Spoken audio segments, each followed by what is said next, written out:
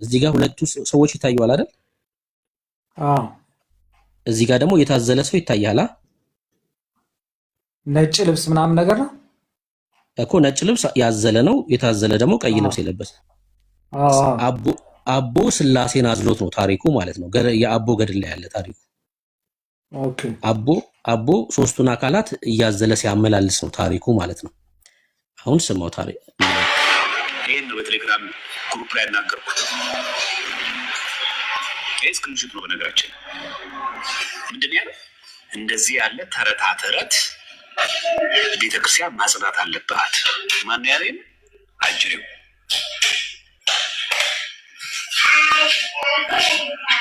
ለምን እንዴት ላለ ብዬ በቴሌግራም ግሩፕ ላይ ከዚህ ቀደም ትናንትና የጻፍኩት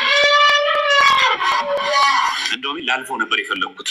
አንዴ ስላናገርኩት ምናልባት ከተማረበት ይበቃል ብዬ ነበር ያለፍኩት። በዚህ ልክ ከመጣ ደግሞ ከመጣሽ ማርያም ታምጣሽ። ይኸውና ማን ነው እንደዚህ ብሎ በጻፍ መብት ያለው? ተረታ ተረት ብሎ የመናገር ስልጣን የሰጠው ማን ነው? ማጽዳት አለ በብሩ መናገር የሚናገር ማን ነው? ኦርቶዶክስ እንደዚህ ነው።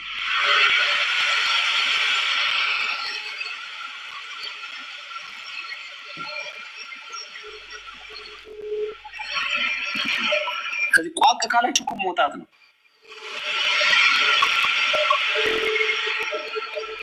እና ጥያቄ ያልገባኝ ሌላ ነገር ነው። ተረታ ተረት ጥያቄ ነው። እኔ የጻፍኩት ይሄን ጽሁፍ ቤተክርስቲያን ማጽዳት አለባት ጭራሽ በስዕል ላይ ማለገጥ እኔ የጻፍኩት ይሄን ጽሁፍ እኔ ኤዲት ያደረኩት።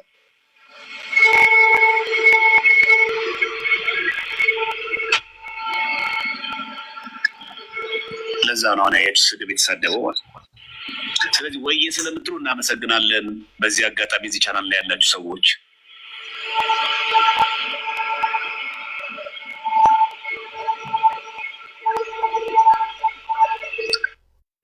ራሳችሁን ገልጻችሁ ወይዬ ስለምትሉ እናመሰግናለን።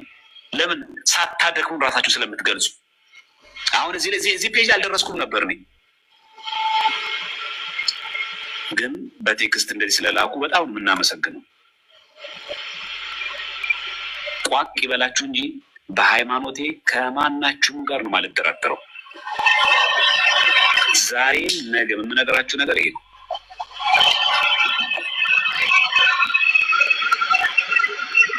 በቃ መፍትሄ ነው። መፍትሄው ምንድን ነው? የቤተክርስቲያን ጥቅም መቀበል። እዚህ ላይ ይህንን ስልክ የተወሰደው መሰረት ከዚህ መጽሐፍ ላይ ይሄ ላይ እንደው ገራሚ እኮ ሰው ነው እኮ የተሰበሰበው እኮ እንደው ይገርማችኋል እኮ ቤተክርስቲያን እኮ ያለባት መከራ እኮ ብዛቱ ራሱ ይሄን መሰለኝ።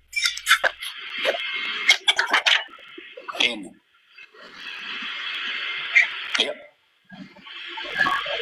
ይሄው ራሱ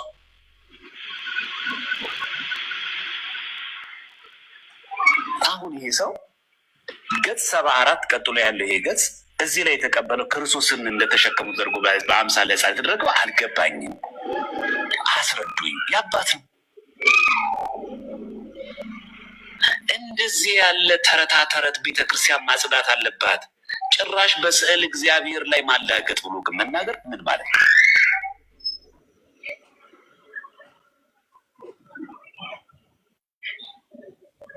ይሄ ኦርቶዶክሳዊ ክርስቲያን የሚናገሩ ንግግር ነው። ይሄ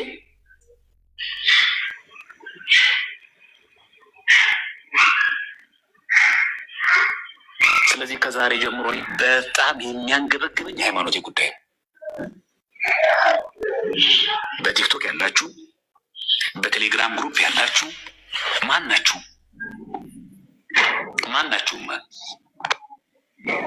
በቴሌግራምም ያላችሁት በቲክቶክም ያላችሁት በሃይማኖት ላይ የቤተክርስቲያን መጽሐፍት ላይ በዚህ መንገድ እየተቻችሁ ያላችሁ ሰዎች ካላችሁ እኔ ወዳጃችሁ ወንድማችሁ አይደለሁም፣ እናንተ ወንድሞች አይደላችሁ። ያው ኦፊሻል ያልገባ ነገር ካለ ከኔ የተሻሉ ሊቃውንት አሉ፣ ጠይቅ። መጽሐፍ ወይ ለምን እንደዚህ ይሄን ይመስላል። እንግዲህ ምንድነው ኢዮብ ዘሚካኤል ሳይሆን ኢዮብ መኮንን የሚባለው እስልምና ላይ የሚሰራው ልጅ ማለት ነውና እንደዚህ አይነት ተረት ቤተክርስቲያን ማውጣት አለባት ብሎ ቴሌግራሙ ላይ ነው ከነሱ ያስቀምጠው ማለት ነው። እንደምን አጨርሰው መጀመሪያ አንተ ከመተረት በፊት ወደ አሁን ይሄ ሞር ነው ያለበት ቪዲዮ አልቆ እንደገና ሲጀምር እያየ ለምን አጨርሰው ይለኛል።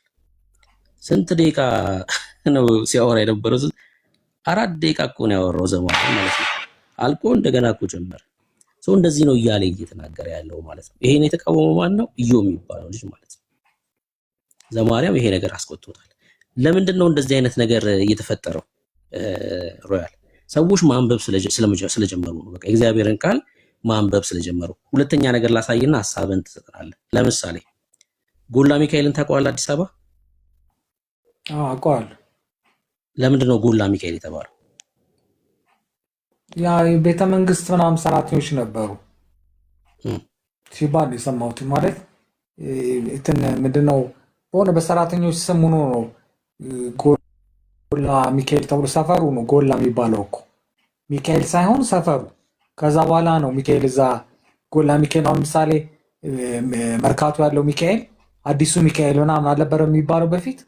አሁን አላውቅም እንግዲህ እንደዚህ አዲስ ስለነበረ ምናምን።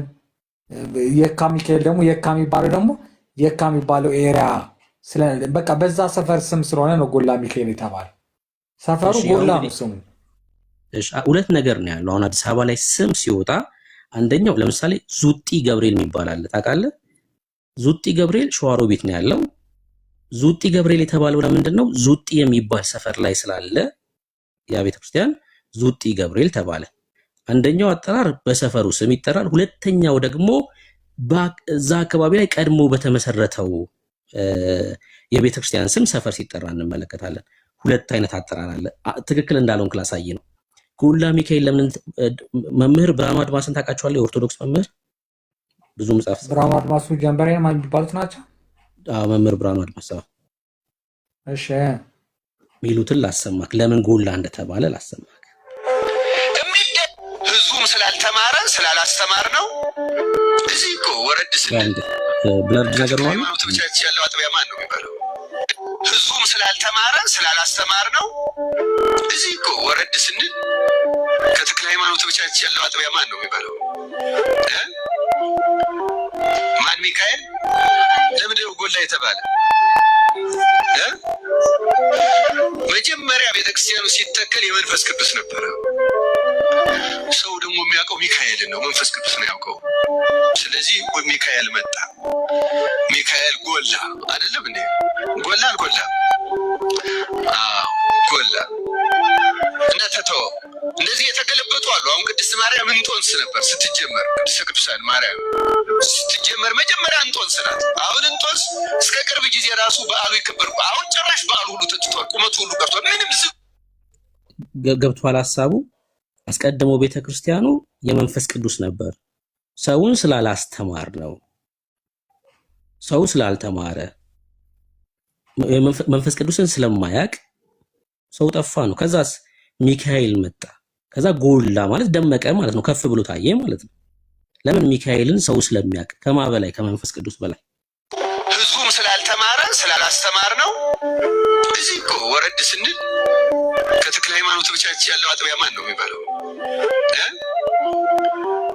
ማን ሚካኤል? ለምንድን ነው ጎላ የተባለ? መጀመሪያ ቤተክርስቲያኑ ሲተከል የመንፈስ ቅዱስ ነበረ። ሰው ደግሞ የሚያውቀው ሚካኤልን ነው፣ መንፈስ ቅዱስ ነው ያውቀው። ስለዚህ ሚካኤል መጣ። ሚካኤል ጎላ አይደለም እንዴ? ጎላ አልጎላም? ጎላ እና ተተወ። እንደዚህ የተገለበጡ አሉ። አሁን ቅድስት ማርያም እንጦንስ ነበር ስትጀመር። ቅድስተ ቅዱሳን ማርያም ስትጀመር መጀመሪያ እንጦንስ ናት። አሁን እንጦንስ እስከ ቅርብ ጊዜ ራሱ በዓሉ ይከበር። አሁን ጭራሽ በዓሉ ሁሉ ተትቷል፣ ቁመቱ ሁሉ ቀርቷል። ምንም ዝክሩ ጠፍቷል። ምክንያቱም ገንዘብ የማያስገኝ አይፈልግም። የሚደረቡት እነማን ናቸው? በጣም ይገርማል። ይሄ የሚያመጣው ሰበካ ጉባኤውም ወይም ደብሩን እንዲያ የሚያደርገው ህዝቡ ጭምር ነው። ህዝቡ ስላልተማረ ነው። ተያይዘን ነው የምንጠየቀው። በነገራችን ምክንያቱም መሪው አሁን ገንዘብ መሪው የማንኛው ነገር መሪ ጥቅምና ገንዘብ ነው። አሁን አርሴማ ለምንድን ነው የተፈለገችው? 1700 ዓመት የኖረች ሰማዕት ናት አይደለም እንዴ? በሆነ ምክንያት መታወቅ ስትጀምር ደግሞ ደብሩ ሁሉ አርሴማ አርሴማ አርሴማ። አሁን ምልጃዋ ዛሬ ተገልጦ ነው እንዴ? እዩት። ምንን መሰረት አድርገን ነው? ህዝቡም ስላልተማረ። እሺ እንደሰማኸው ነው እንግዲህ ጎላ ለምን እንደተባለ አስቀድሞ የመንፈስ ቅዱስ ቤተክርስቲያን እንደነበረ ህዝቡ ግን የመንፈስ ቅዱስ ቤተክርስቲያን ሲባል ስለማያውቅ ሚካኤልን ገብርኤልን ስለሆነ የለመደው ሚካኤል ሲባል ህዝቡ ግልብጥ ብሎ መጣ። ለምን ገንዘብ ግዴታ ደብሮቹ ሰውየውም እኮ ተናግረውታል። ሰውየውም የተናገሩት ምንድነው? ያው ለምሳሌ አይተህ እንደሆነ የድሮ እናቶች እኛ አያቶች ምናምን ሚካኤልም አምላካቸው ነው፣ ገብርኤልም አምላክ ነው ምናምን ገብረ መንፈስ ቅዱስ ምናምን በቃ አምላካቸው ነው። እና እነሱ በየዋህነት እንደዛ ነው የኖሩት። ማነው ግን ተጠያቂው ታዲያ? አሁን እነሱ ናቸው ተጠያቂዎች? መምህራኖቹ ሮያሌ በዛን ሰዓትም እነዚህ ዝም ብሎ በመንፈስ የሚኖሩ የዋህ ህዝቦች የነበሩ ናቸው። በቃ በእግዚአብሔር ቸርነት የሚኖሩ መጽሐፍ ቅዱስ ምዕራፍ ጠቅሰው አንቀጽ ጠቅሰው ይሄ ቢሆን ይሄ ነው፣ ክርስቶስ ያለው ይሄ ነው፣ የተማርነው ይሄ ነው ምናምን የሚሉ አይደሉም። ስለዚህ በእነሱ እኔ ፍርድም ይኖራል ብዬ አልጠብቅም። ምክንያቱም አውቆ አጥፊ አይደሉም። በቃ ምንም ሳያውቁ የኖሩ ናቸው። እኔ በዛ መልኩ ነው የማየው እንጂ አውቀው ይሄ ቢሆን ይሄ ነው፣ ይሄ ቢሆን ይሄ ነው፣ አውቀው ደግሞ ያወቁትንም እየከለሉ ለራሳቸው ምናምን አይደለም። አሁን ግን እሳቸው እንዳሉት ሁሉ ነገር በጥቅማ ጥቅም ነው በቃ የሚቀየረው። ጳጳስ አልከው፣ ቄስ አልከው፣ ፓስተር አልከው፣ ምን አልከው፣ በአሁኑ ሰዓት ሁሉ ቦታ ጥቅም ነው በቃ ከገንዘብ ጋር የተያያዘ ነው እምነቱ። ይሄ በኩሉ የታወቀ እኮ ነው። ስለዚህ አላስተማረው መርሶ ሰውየውም ትክክል ነው። አዎ በቃ ሁሉም ጥቅሙ ስለሚያሳድድ አያስተምሩ። ሁሉም ጥቅማቸው ነው። የዕለት የሚጎርሱትን ጉርሻ፣ ስለ ቤት ኪራያቸው፣ ስለምነው መኖራቸው ምናምን ስለ ልጆቻቸው ነው የሚያስቡት። ስለዚህ ማንን አስተምረው? ሁላችንም እኮ ሀገር ቤት በኖርን ጊዜ እናውቀዋለን እኮ ማን ተማር ብሎ ቅድምም ኤርምያስ ሲል ነበር። ማን ተማር ብሎ ማን መጽሐፍ ቅዱስ እንደዚህ ነው ብሎ ነው? አትማርም፣ አታውቀውም በቃ። ስለዚህ በዋዛ ፈዛዛ እድሜም ይገፋል። ሱስ ውስጥ ገብተህ ምን ብለህ ከዛ በኋላ እንዳይሆን ሆነ ትኖራለህ። ከዛ እግዚአብሔር ያለው ይወጣል፣ ያላለው ደግሞ ማይሆን ህይወት ውስጥ ገብቶ ይሞታል። ስለዚህ የትምህርት ጉድለት እንዳለ ምንም ጥርጥር የለውም። ይሄ ነገር ደግሞ ቀስ በቀስ እየተቀረፈ ይሄዳል የሚል ግምት አለኝ። ምክንያቱም አሁን ወጣቶች በኦርቶዶክስ በኩል ወጣቶች ሰባኪዎች አሉ፣ ምን አሉ፣ በቤተክርስቲያን ደረጃም ወጣቶች አሉ። ስለዚህ እነዛ ወጣቶች የወጣቱን ስነ ልቦና ስለሚያውቁት በትምህርት ወጣቱን ሊቀይሩት ይችላሉ የሚል ግምት አለኝ። ስለ መጽሐፍ ቅዱስ ያስነብቡታል፣ መጽሐፍ ቅዱስን ትርጉም ሊያውቅ ይችላል። እና በማንበብ ደግሞ ማይለወጥ ወጣት የለም ብዬ አስባለሁ። እኔ እንደዛ ነው ማሰበው እንጂ በብዛት በትምህርት እጥረት እንደሆነ አውቃለሁ፣ ሰውየው እንዳሉት ማለት ነው። እኔም እሱን ያልኩት ሰው ማንበብ አለበት። ሲያነብ ቻሌንጅ ማድረግ ይጀምራል። ልክ ቅድም ያሳየው ኢዮብ የሚባለው ልጅ ይሄ ትክክል አይደለም አለ። በቃ ይሄ ተረት ከቤተክርስቲያን መውጣት አለበት። ለምን? ከእግዚአብሔር ቃል ላይ እንደዚህ ሀሳብ ስላላገኘ ነው። አስቀድሞ እንደዚህ መናገር ይችል ነበር እንዴ? እንዴት ነው ትፈራለህ? ስታነብስ አሁን ለምሳሌ የሆነ 2 ቀን 3 ቀን ይሄን አልቀበልም ስትል ሰምቻለሁ። አንተ አልቀበልም ያልከው ከእግዚአብሔር ሀሳብ ጋር ስለተጋጨብን እንጂ በድፍረት እኮ እንደዛ ማለት አትችልም። ሰው ማንበብ ነው ያለበት። አሁን ከኦርቶዶክስ ውጡ አይደለም እኮ ግን የኦርቶዶክስን የራሷን ትምህርት አንብቡና ቻሌንጅ ማለት ጠይቁ። ለስዕል ስገዱ ስትባሉ እየሰገድክ የእግዚአብሔርን ቃል ግን አንብብ። ከዛ ጥቅስ ስታጣላት ከየት ነው እያሰገዳችሁን ያላችሁት? ጥቅስ ስጡን። ካጣቅ ጥቅስ በግልጽ እኮ ይነግረዋል እኮ። አሁን እኮ በግልጽ አሁን ለምሳሌ ገድላትና ምንድነው የሚባለው ውስጥ ለምሳሌ ለአእምሮ የሚከብድ ይሄ ነገር እንዴት ሊሆን ይችላል የምትል ከሆነ ዝም ብለህ እለፈው፣ በቃ እለፈው ብለው ሁሉ ይለዋል እኮ። ምክንያቱም ያንን ነገር ግዴታ አይደለም፣ መጽሐፍ ቅዱስ አይደለም፣ የክርስቶስ ትምህርት አይደለም፣ ምን አይደለም። ስለዚህ ማለፍ ትችላለህ ስለሚሉ ከባድ ነገር ከሆነ አንተ ለአእምሮ የማይዋጥልህ ከሆነ ታልፈዋለህ። የግድ የእምነታችን ቤዚክ መመሪያ እስካልሆነ ድረስ ገድላቱም ሆነ ምንድነው የሚባለው ብዙ ጊዜ አልይዘውም ተአምራቱ። ስለዚህ እንደዛ ማለት ትችላለህ። አሁን እኮ ከገድላት ላይ አንድ ማለፍ የሚቻል ከሆነ የእግዚአብሔር ቃል አይደለም ማለት ነው ገድላትና ተአምራት። አሁን ከመጽሐፍ ቅዱስ ለምሳሌ እኔ በነገራችን ላይ እንደዛ ነው በማስበው። እኔ ምንድነው ተስበው የእግዚአብሔር ቃል መጽሐፍ ቅዱስ ነው ብዬ ነው ማስበው እኮ። ያ ማለት ገድላትና ድርሳት የእግዚአብሔር ቃል አይደሉም ማለት ነው። ማለት እንትኖች እኮ የጻፏቸው ናቸው አይደል እንዴ? እነ ጻድቃን ሰማዕታት ምናምን ብለው ያሉት ሰዎች ታሪካቸው እኮ ነው። ገድል ማለት እኮ ታሪክ እኮ ነው። የአንድ ሰው ታሪክ በህይወት ብቻ ዘመኑ ግን አይደለም። ታሪክ ለምሳሌ የሆነ ሰው ተነስቶ የኃይለ ሥላሴን ታሪክ ሊጽፍ ይችላል። የኃይለ ሥላሴ ታሪክ ማለት የሰሩት ስራ ማለት ነው። የኃይለ ሥላሴ ታሪክ ላይ ግን ስለ መዳን ነገር አይወራበትም። እነዚህ መጽሐፍቶች የዘላለም ህይወትን ጉዳይ ስለያዙ እግዚአብሔር ነው ይሄን ሐሳብ የሰጣቸው በእነሱ በኩል ይዳናል ብሎ የጻፈው ወይስ የሰዎች የልብ ፍላጎት ነው ሐሳቡ? እኔ በነገራችን ላይ እንደዚህ መጽሐፍ ቅዱስ ላይ ያለው መዳን በኢየሱስ ክርስቶስ ነው በሚለው ነው ሊቀበለው የምችለው። ምክንያቱም ቤተክርስቲያንም ከዛ ውጭ እንደምታስተምር አይመስለኝም። እንድንበት ዘንድ ከሰማይ በታች የሰጠን አንድ ስም ኢየሱስ ክርስቶስ ነው በሚለውም ቤተክርስቲያን የምትቃወም አይመስለኝም።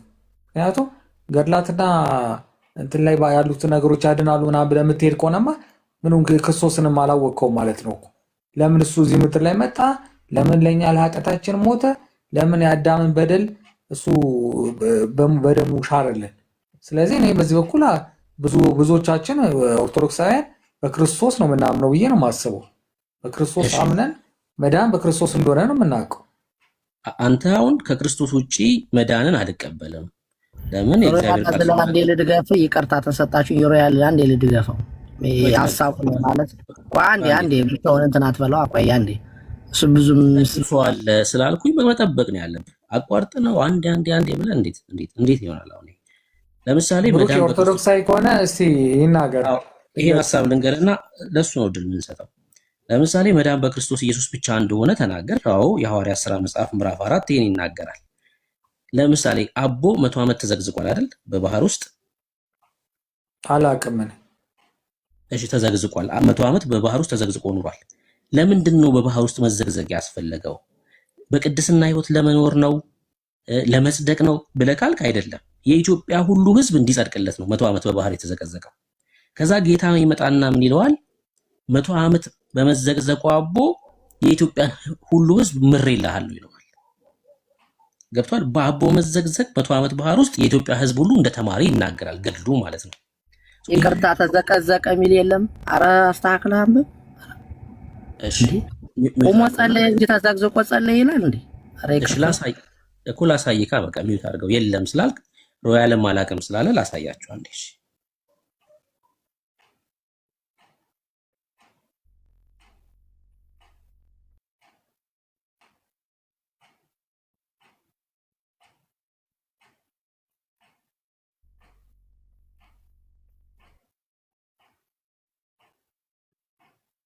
ይሄው ላሳያችሁ። የለም ስላልክ ህይወት ገድለ አቡነ መንፈስ ቅዱስ ወተአምራቲሁ በግዕዝ እና በአማርኛ አሳታሚ የመድረክ ህብድ አቡነ ገብረ መንፈስ ቅዱስ አንድነት ገዳምና የዝቋላ ደብረ ከዋክብት አቡነ ገብረ መንፈስ ቅዱስ አንድነት ገዳም በአንድነት ያሳተሙት ነው። ይሄው የገዳሙ ማህተም ነው። ማሳሰቢያ፣ ይህን ገድል አቡነ ገብረ መንፈስ ቅዱስ ከሁለቱ ገዳማት ውጪ ሌላ ማሳተምም ሆነ መሸጥ በህግ የተከለከለ ነው ይላል። ገዳማቱ ያዘጋጁት ነው። 13ኛ ምዕራፍ ይኸው እንደዚህ ይላል። ሪላ አንብብላችሁ 13ኛ ምዕራፍ ገጽ 72 አባታቸው ገብረ መንፈስ ቅዱስም ወደ ባህር ተወርውሮ ገብቶ በራሱ ተተክሎ ህይወት እየሰማ ነው። አባታቸው ገብረ መንፈስ ቅዱስም ወደ ባህር ተወርውሮ ገብቶ በራሱ ተተክሎ ከዚህ ባህር እንዳልወጣ በሕያው ስም ማልኩ፣ በእግሬም አልቆምም አለ። 40 ቀንና 40 ሌሊት በባህር ውስጥ እንዲሆኖ ኖረ። ወደ አባታችሁ ገብረ መንፈስ ቅዱስ ስምህን የጠራ መታሰቢያን ያደረገ እምርልሃለሁ የሚል ቃል ከሰማይ መጣ። ብፁዓዊ አባታችሁም መልአኩን የኢትዮጵያን ሕዝብ ሁሉ ካልማርክልኝ ከዚህ ባህር አልወጣም አለው። እስከ 100 ዓመት ድረስ ተዘግዝቆ ኖረ። ቅድም ተዘቀዘቀ የሚል አላልከኝም? የለም አላልከኝም? በእውነት እኔ ጌታ በሚያውቀው ማለት ነው በስህተት እንኳን ያልተጻፈ ነገር መናገር አንፈልግም። በስህተት እንኳን ማለት ነው ያላነበብነውን ነገር መናገር አንፈልግም። እስከ 100 ዓመትም ድረስ ተዘቅዝቆ ኖረ። ስጋው ሁሉ አለቀ፣ ደሙም በባህር ውስጥ ፈሰሰ፣ ውሃውም ደም መሰለ። አጥንቶቹም እንደ በረዶ ነጭ ሆነው ታዩ። አጋንንትም ሊጣሉት ከአራቱ ማዕዘን ወደ እርሱ ይመጡ ነበር። በየዕለቱም 500 አጋንንት እስከ 100 ዓመት ድረስ በጦር ይወጉት ነበር። ስለታም በሆኑ ድንጋዮች ይቆርጡት ነበር። ከመጀመሪያው ሰማዕት እስጢፋኖስ ሐዋርያት ሥራ 7 ማለት ነው ጀምሮ እስከ መጨረሻው ሊቀ ሰማዕት ሊቀ ጳጳስ ጴጥሮስ ድረስ እንደ እርሱ የተጋደለ ሰው የለም። እንዳቦ ማለት ነው። የአባታችሁ መከራው በክርስቶስ አምነው ከሞቱ ሰማዕት ሁሉ ከተቀበሉት መከራ የበዛ ነው። በጣም ከሁሉም የበዛው መከራ የሱ ነው ይላል። ከዚህ በኋላ ጌታችን መጥቶ ከባህር ዳር ቆሞ ወዳጄ ገብረ መንፈስ ቅዱስ የኢትዮጵያን ሰዎች ሁሉ ምሬልሃለሁና ተነስ ውጣ አለው። ያን ጊዜ አባታችሁ ገብረ መንፈስ ቅዱስ ያሰበው ስለተፈጸመለት ደስ እያለው ከባህር ወጣ። አጥንቶቹም እንደ መርፌ ቀዳዳ ተበሳስተው ተገኙ። ጌታችንም መላ ሰውነቱን በእጁ ዳሶ ምንም እንዳልደረሰበት እንደ መጀመሪያው ጤነኛ አደረገው። ከዚህም በኋላ ወደ ምድረ ከብድ ላከው ይላል። 100 ዓመት ተዘግዝቆ በባህር ውስጥ የኖረው ምን ለማድረግ ነው? የኢትዮጵያን ሕዝብ ለማስማር ነው። በሱ መዘግዘግ በባህር ውስጥ የኢትዮጵያ ሕዝብ ተማረ ይላል። ጌታ ነው ይሄን የተናገረው ይላል። አሁን ይሄ ከእግዚአብሔር ቃል ጋር ስታገናኘው በጣም የሚጣረስ ነው። አሁን ይሄን ነው እኛ እየተቃወምን ያለ ነው። አንድ ጥያቄ ግን ህዝብ ላይ አንተ ልጠይቅህ። አንዴ ቆይ ይሄ ተጋድሎ ህዝብን ያድናል አያድንም? አንተ ራሱ ተጋድሎ ራሱ እንደዚህ ማድረጉ እግዚአብሔር ትጠይቃለህ። እሺ ሮያል ይጨርስና ትጠይቃለህ። ይሄ ተጋድሎ ህዝብን ያድናል ላልከው መልስልሃለሁ።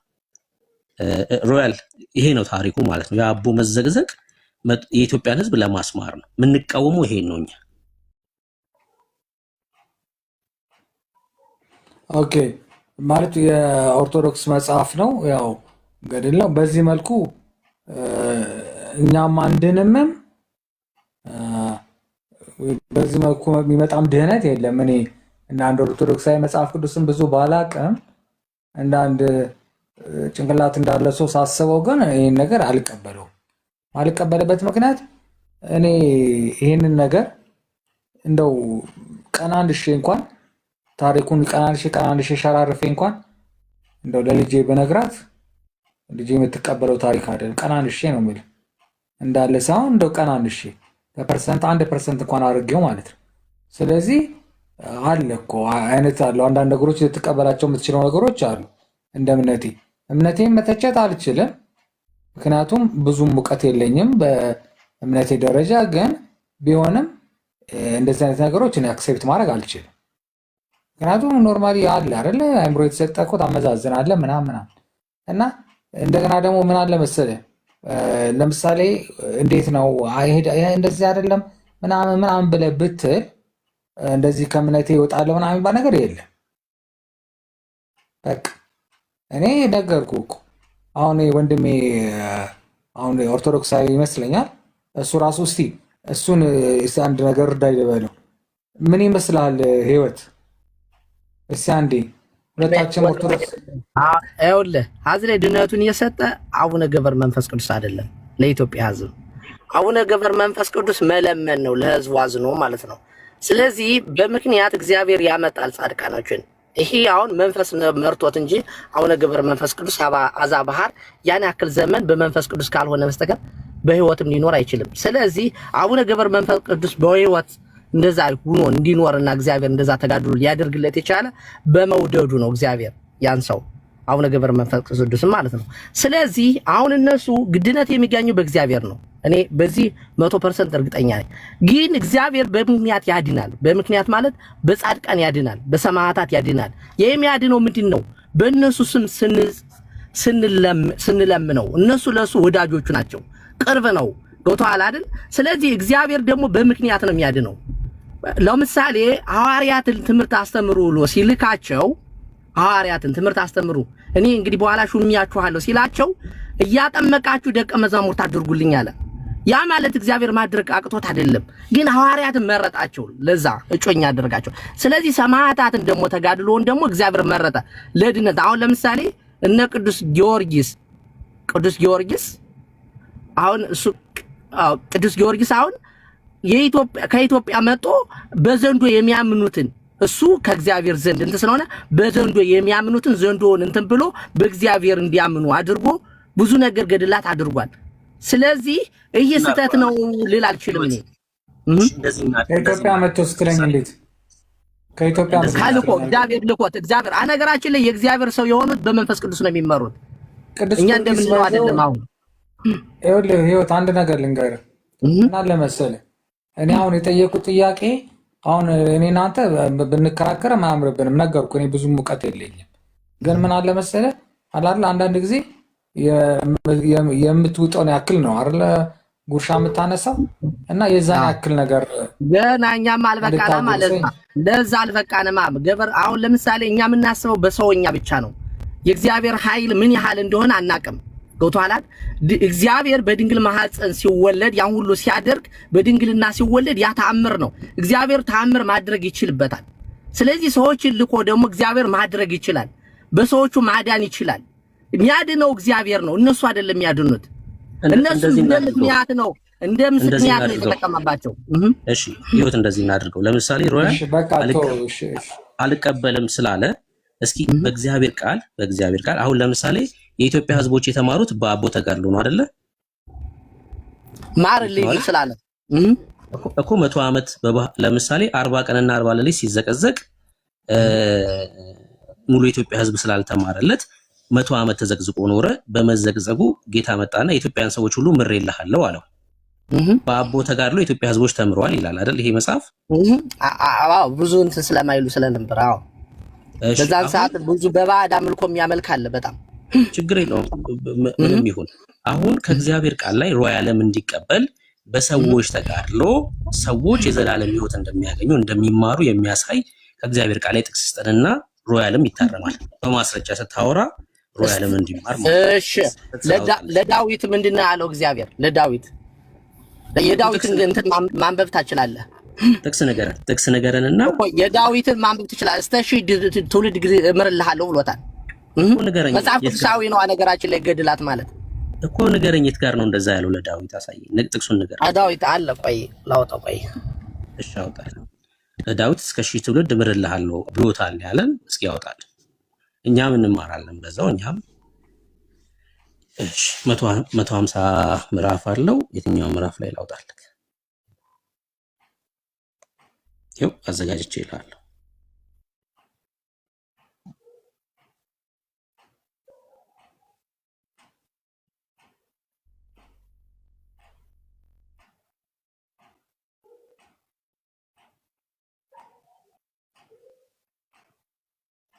አንድ ሺህ ትውልድ እምርልሃለሁ ለዳዊት። መጽሐፍ ቅዱስ አንብበን አናውቅም ማለት ነው እኮ በቃ። ወይ ዘንድሮ የራሴ ነገር ይገርመኛል። በቃ መጽሐፍ ቅዱስ አንባቢ መጽሐፍ ቅዱስ ቤት ውስጥ የሚያመሽ ሰው የቀረው ይገርማል። ጌታ እንደዚህ ነው የሚያደርገው። በቃ እኔ አላውቅም እኮ አንተ በዚህ ሰዓት እኔ መጽሐፍ ቅዱስ ወሬውም ራሱ ሸቶኝ የማያውቅ ህይወት እስኪመጣ ድረስ እስኪ ይህን ቃል አንብቡ። ሮያል መዝሙር 23 መጽሐፍ ቅዱስ እንደዚህ እንትን ማለት ምናምን እኔ እኮ ምንም እኮ አላውቅም እኮ እንደዚህ መጽሐፍ ቅዱስ እንትን ማለት ምናምን ለራሴ እየገረመኝ እኮ። አንዳንዴ አንተ ሰውዬ ምን እየሆንክ ነው ምናምን ወዴት እየሄድክ ነው ግን ምናምን ግን ይመች እለዋለሁ ለራሴ ደግሞ ይመች ብራዘር እለዋለሁ። ይመች እውነት የእግዚአብሔር ቃል ከእግዚአብሔር ቃል ጋር መዋልና ማደር የቀደመውን ነገራችን እያራገፈ ነው የሚሄደው። በእውነት ነው የምልህ። ለምሳሌ ሰው ጳውሎስ እንደሚለው በስጋ የኃጢአትን ነገር ስጋ ለኃጢአት ባሪያ ሆኖ ይኖራል እና ለስጋ መኖር ስንጀምር ለኃጢአት ባሪያ ስለምንሆን ኃጢአትን እናሰላስላለን በአይምሯችን። ህይወትና እንጂ ተመለስ በአይምሯችን ኃጢአትን እናሰላስላለን፣ እዛ ውስጥ እንኖራለን። ሰው ደግሞ የእግዚአብሔርን ቃል ሲያነብ እግዚአብሔርን ወጣ እሱማ ወጣ ገና እንትን እንዳይነግረኝ በእናትህ አስወጣ። ጥቅሱን ጽፎት ሊመጣ ነው የሚሆነው እንጂ 1000 ትውልድ እምርልሃለሁ ተብሎ ለዳዊት አልተነገረም። በእውነት እኔ እንደዛ የሚል ጽሁፍ ቢኖር አውጣለት ነበር ጌታ በሚያውቀው። ግን አልተባለም። ለዳዊት እንደዛ ተብሎ አልተነገረም በጭራሽ በጭራሽ ማለት ነው። እና ዝም ብሎ ነው ከራሱ ያወራው። እና አንብብ። አሁንም ከእግዚአብሔር ቃል ጋር የምታሳልፈው ጊዜ አነባለሁ እንዴ እናነባለን። ከክለብ ወደ ማንበብ ብያለሁ አንዳንዴ ገባ። ናይስ።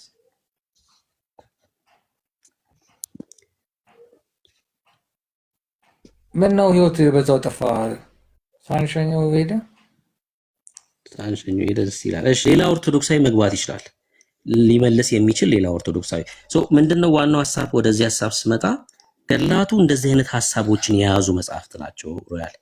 በዚህ ምክንያት ነው አሁን ይሄ ደግሞ ገድል ማለት የሰውየው ታሪክ ነው ተብሎ ብቻ አይታለፍም። የዘላለምን ህይወት ስለሚያወሩ ጌታ መጥቶ ነው እየተነገረው፣ ጌታ መጥቶ ነው የኢትዮጵያ ህዝብ የተማረው እያለን ስላለ በእግዚአብሔር መንፈስ ካልሆነ ጌታን እየተሳደቡ ነው ያሉት። በእግዚአብሔር መንፈስ ከሆነ ደግሞ ከእግዚአብሔር ቃል ጋር ይጋጫል። ይሄ ነው ዋናው ጥያቄያችን። ማንም ሰው የልቡን ሀሳብ እየጻፈ እንድትቀበል አሁን ኮንተን እየተባለ አይደለም እንዴ? ባለፈው ጳጳሱ ራሱ መጽሐፍቶች ይታረሙ ምናምን እኮ እያሉ ነው። እሺ በጣም ጥሩ ነው። እንደዚህ አይነት ሀሳቦችን ማረም ከጀመሩ ሙሉ ለሙሉ ገድላት ይቃጠላሉ። በእውነት ነው የምልህ። እንደዚህ አይነት ሀሳብ ያለያዘ ታሪክ የለም በገድላቱ ላይ። በጣም የሚያሳዝን ነገር ላሳይክ ሮያል፣ እዚህ መጽሐፍ ላይ በጣም የሚያሳዝን ነገር ላሳይክ። ማለት በጣም አንተም ታዝናል፣ አብረን ነው የምናዝነው። አዎ በእውነት በጣም የሚያሳዝን ነገር መጽሐፍ የሌለበት ነውር ላሳይክ እዚህ መጽሐፍ ላይ ስንቱ ታርመሃል ማለት ይቅር ማለት ኖርማሊ አዎ በጣም የሚያሳዝን ማለት ኢትዮጵያን ሁላ የሚከፋፍል ማለት የሆነን አካባቢ ለይቶ የሚሳደብ ማለት ነው። የሆነ አካባቢ ለይቶ ለምሳሌ ኖርማሊ ከአንዳንድ ከእውቀት ውጭም ልፈርድ ስለምችል በቃ ይብራብኝ እሱና አለ አይደለ። አንዳንድ ጊዜ እኮ ያው እውቀት ምናምን ስለማይኖር የሆነ አንዳንድ ጊዜ የራስን ሪሊጅን ውስጥ ያሉ ሰዎችም ልታስቀይም ይችላል። እኔ ደግሞ እንደ ልቤ ስለምናገር ጥሩ ላይሆን ይችላል። በቃ እሺ ተስማምቻለሁ። አንዳንዴ ዲፕሎማቲክ መሆንም ጥሩ ነው። ዲፕሎማሲ ምናምን አሪፍ። በቃ እሺ አላሳይም። እሺ ምናልባት ዘቢባ ነው ዘቢባ እኔ እኮ ጴንጤ ነኝ። ማን እንዳስገባኝ አላውቅም እንጂ እየተከታተልኩ ነታችሁ እኔ። እሺ እንኳን ጴንጤ ሆንሽ፣ ተባረኪ። አንዳንዴ ታብታብ እየተደረገ ገስት ይላካል። እንደዛ ነው የሚሆነው። አንዳንድ ጊዜ ታብታብ እየተደረገ ሳይታሰብ ይነካል። ለዛ ይሆናል። ተባረኪ። እሺ ሌላ ኦርቶዶክሳዊ ሊመልስ የሚችል ካለ መግባት ይችላል። ሊመልስልን የሚችል ኦርቶዶክሳዊ ካለ ቁጥር ጽፎ መግባት ይችላል። ምንድነው ብሩኬ አንተ ጥያቄ እዚህ ላይ ምንድነው? ቀደምም ብያለሁ በእግዚአብሔር መንፈስ አይደለም የተጻፉት ብዬ ነው ማምነው አልከኝ አንተ። ማለት እንደዛ ሳይሆን ምን አለ መሰለህ እኔ ይሄ ነው ብዬ ጃጅ ማድረግ አልችልም። ምክንያቱም ምንም አይነት ኖሌጁ የለኝም። ግን ምንድነው ለምሳሌ አሁን እንደዚህ ሚድነው እንደዚህ ውሃ ውስጥ ገብቼ በጭቅላቴ ተዘቅዝቄ ምናምን ብለው በዚህ ምክንያት ዳነ ትውልድ ምናምን እኔ ነገር አልቀበለውም። አይምሮዬ ነው የምልህ።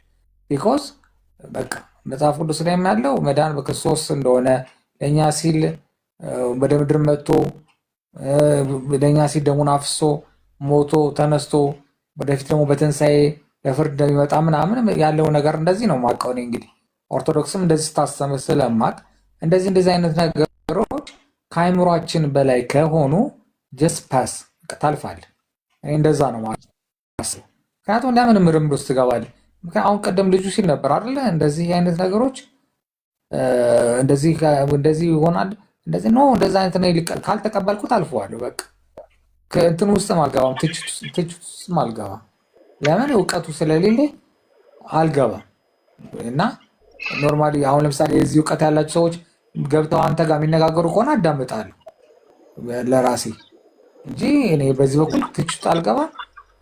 ደግሞ አይገባኝም። ደግሞ እንዲገባኝም ለማድረግ በሞክር ሊገባኝ አይችልም። አይገባኝም። በቃ ካልገባኝ ደግሞ ዝም ነው በቃ። ሌላ የሚገባው ሰው ካለ አስረዳኝ። በኢትዮጵያ ኦርቶዶክስ መጽሐፍ ቅዱስን አርማለሁ ስትል ሰምተህ አታውቅም አይደል? መጽሐፍ ቅዱስ የተሻሻለ ይታተማል ብዙ ጊዜ። ህትመት ሳይሆን ስህተት ተገኝቶበታል መጽሐፍ ቅዱስ ላይ እናርመዋለን ሲባል ሰምተህ ታውቃለህ? መጽሐፍ ቅዱስ ማምኑ ይታረማል አይታረምም። ህትመት ግን በተለያየ ጊዜ ህትመት ታትሟል። ትርጉም ነው የሚወራው፣ ትርጉም ላይ ነው። ለምንድን ነው መጽሐፍ ቅዱስ እናረማለን ማለት የማይቻለው? የእግዚአብሔር እስትንፋስ ስለሆነ። እስትንፋስ እግዚአብሔር የኛ አይደለም፣ ቃሉ ራሱ የእግዚአብሔር ስለሆነ መብት የለንም የእግዚአብሔርን ቃል የማረም። ገድላቶች ግን ይታረማሉ ከተባሉ ስህተት አለባቸው ማለት ነው። ስህተት አለ ማለት ደግሞ የእግዚአብሔር አይደለም የሰዎች ሀሳብ ነው ማለት ነው። የሰው ሀሳብ ሁሌም ይታረማል። እንዴ ራሱ እኮ ቃላቱ ራሱ እኮ ገድል ማለት እኮ የአንድ ሰው የህይወት ታሪክ እንደማለት እኮ ነው። ለክርስቶስ የሚሆን ለምንም በቃ ተጋደለ ምናምናምን እንደዚህ ለእምነቱ እንደዚህ ሆነ እኮ ተብሎ የሚጻፍ ነገር ይሻሻልም ምናምንም አይ ልክ አይደለም ምናምን ሊባል የሚችል ነገር ነው እንጂ ይሄ እኮ የእግዚአብሔር እስትንፋስ ቃል አይደለም። ናይስ። እሱ በዚህ በኩል ነው እስትንፋስ እግዚአብሔር እስትንፋስ ወይ ምን አልክ? አይ እኔ ጥያቄ ልጠይቅ መጀመሪያ ከመመለስ በፊት ከየት ቤተ እምነት ነው? እኔ ኦርቶዶክስ። እሺ ድምጽ አለ አንተ ጋር አስተካክሉና። እሺ ምንድነው ጥያቄ? እኔ ጋር ነው ድምፁ? አይ በቃ ሲያልፍ ነበር ድምፁ፣ አሁን ጥሩ ነው። ቀጥል። እሺ አይ አሁን ጥያቄው አንተ የምትለው ምንድነው? ስህተት ስላለው አሁን ስህተቱን ለማድረግ ስላደረጉ ችግር አለው ነው አይደል የምትለው አንተ? ትክክል መሆኔ መጀመሪያ ላረጋግጥ ብዬ ነው። አይ አይደለም። ለምሳሌ ይሄን ታሪክ አነበብን። ይሄ ታሪክ እንደ መጽሐፍ ቅዱስ ትክክል ነው ወይስ አይደለም የሚለውን ያነሳ ነው መጀመሪያ። ሳነበው ነበር ካንተ? አዎ ነበርኩ። ኦኬ። ለመቶ ዓመት ውሃ ውስጥ ተዘግቆ ምናምን እሱ ነው አይደለ? ወይስ ሌላ ከሆነ አምሾሪ። አዎ። ከዛ የኢትዮጵያ ሕዝብ በሙሉ በዛ ምክንያት ተማረ ይላል ገድሉ። እና አሁን እኔ ጥያቄ ምንድነው ይሄ አንተ ይሄንን ስቶሪ ስትቀበለው ልክ በተነገሩ ነው የምትተረጉመው። ይሄ ትርጉም እንደመጥፍ እንትን ነው እኮ ይሄ መልእክት ነው ያለው ውስጡ እንጂ ይሄ እኮ አንተ በቃ ፊዚካሊ እንትን አድርገህ ነው የምታየው። በአሁን በዚህ ጊዜ እንደዚህማ ሊሆን አይችልም ትላለህ። ለዚህ ይመስለኛል ችግሩ ነው። ከድሮ ጀምሮም ኢትዮጵያ ውስጥ እንግዲህ አስበው ለ4th ሴንቸሪ ላይ ነው ይሄ ነገር የገባው የኛ ትምህርት ለ1600 ይህንን ትምህርት ትፍልቅ አድርገው ይዘው ነበር። አሁን እውነትህን ነው የዛሬ 100 ምናምን ዓመት መተውብናል። ይሄን ነገር አንደርስታንድ ለማድረግ እኔ የምለውን ሰው እንዲገባው ስቶሪውን ወደኋላ ሪዋይንድ ማድረግ አለብን። ስቶሪው እንዴት ነው? ኢየሱስ ክርስቶስ አሁን ከሰቀሉት በኋላ ሮማን ውስጥ እዛ ለ300 ዓመት እያሳደዱ የእሱን ተከታዮች እያሳደዱ የማርያምን ደም ዘር ለማጥፋት እያደረጉ ለ300 ዓመት አስበው እና 4th ሴንቸሪ ላይ ካንስተንት የሚባል ንጉስ መጥቶ አይ ይሄ ነገር በጣም ፓወርፉል ነው፣ ስለዚህ ይሄ ነገር መጠቀም አለብን ብሎ ፈላስፈሮች፣ ሪሊጅን ሰዎች ሰብስቦ ለ50 ዓመት አጽፎ የሚፈልገውን ከቶ የማይፈልገውን አውጥቶ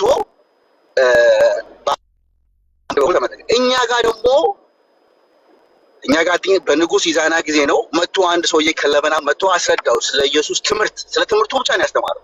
ኢየሱስ ምንድን እንዳስተማረ ነገረው፣ አመነ፣ ተቀበለ፣ ለህዝብ ወረደ። በምን አይደለም በሰላም ነው ሁሉም ነገር ወርዶ ሰው ተቀበለው፣ ከላይ እስከታች ተቀበለው። ይሄን ነገር ለ1600 ዓመት በጣም ይዘው የዛሬ 120 ብዙ ነገር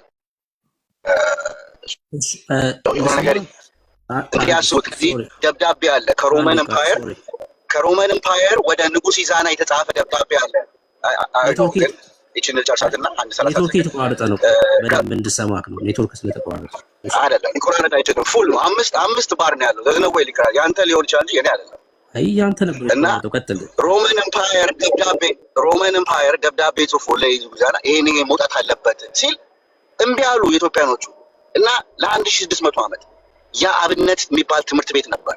የዛሬ 120 ምናምን ዓመት ነው የቆመው። ለምን ቆመ? እሱ ጥሩ ጥያቄ መጠየቅ ከፈለግ ለምንድን ነው የአብነት ትምህርት ቤት የቆመው? የእውነት የአብነት ትምህርት ቤት ሚስጥሩ እዛ ውስጥ ነው ያለው። እንደዚህ አሁን የምታየው እንደዚህ የደከምነው ለምንድን ነው? ይሄ ትምህርት ቆሞ እንግዲህ አስቡት ለ1600 ዓመት በጦርነት ያልሞከሩት የለም የእኛን ሚስጥር እዛ እንትን አድርገው ሊሰባብሩ። እኛ ግን ይዘነው ነበር። የዛሬ ግን 100 ምናምን ዓመት ገብተውብናል። እሱን እኔ ሐቀኛ ነኝ አምናለሁ። ገብተው ሰባብረውናል። አሁን የምታየው ድክመት ከዛ የመጣ ነው። እሺ እሱ ነው ዋና ጥያቄ ለእኔ የምጠይቀህ፣ ወይ ሌላ ሰው ይመልሳል። አይ የመጀመሪያው ነገር የዛሬ 100 ዓመት እነማን ናቸው የገቡባችሁ? ለምሳሌ ይሄ መጽሐፍ የዛሬ 100 ዓመት የተጻፈ አይደለም። አቦ የተባለውም ደግሞ ሰው የዛሬ 100 ዓመት ይኖር የነበረም ሰው አይደለም። የዛሬ 100 ዓመት እነማን ናቸው የገቡባችሁ? መጀመሪያ እሱን ንገረኝና ከዛ ኦኬ። ይሄ እኮ አሁን ይሄ እሳቸው የጻፉት እኮ እንደዚሁ ሊገባ አይችልም። በዚህ ዘመን አስተሳሰብ አሁን ይሄ በፊዚካል አስተሳሰብ ማለት በዚህ በመሬት አስተሳሰብ ይሄ ስቶሪ ሊገባ አይችልም። አፕሮሚስ። አንተን ገብቷል? ገባኝ አልገባኝ እሱ አይደለም ጥያቄ። አይ ከዛ በኋላ ጥያቄ መልሱ ምን ይሆናል መሰለህ? አስረዳኝ ልትለኝ ነው። ምልህን ስማኝ፣ በደንብ ስማኝ። በመንፈስ ነው ይሄ ነገር የሚገባ፣ በመንፈስ ነው። እኔ እየሰማሁህ ነው። አንተ ፊዚካሊ ስለሆነ የምትረዳው አልገባክም። ተዘቀዘቀ ሲባል በቃ ተዘቀዘቀ ብለህ ነው የምትረዳው እያልከኝ ነው። ይሄ በመንፈስ ነው መረዳት ያለብን ካልከኝ አንተ በመንፈስ ተረድተኸዋል ይሄን ሐሳብ?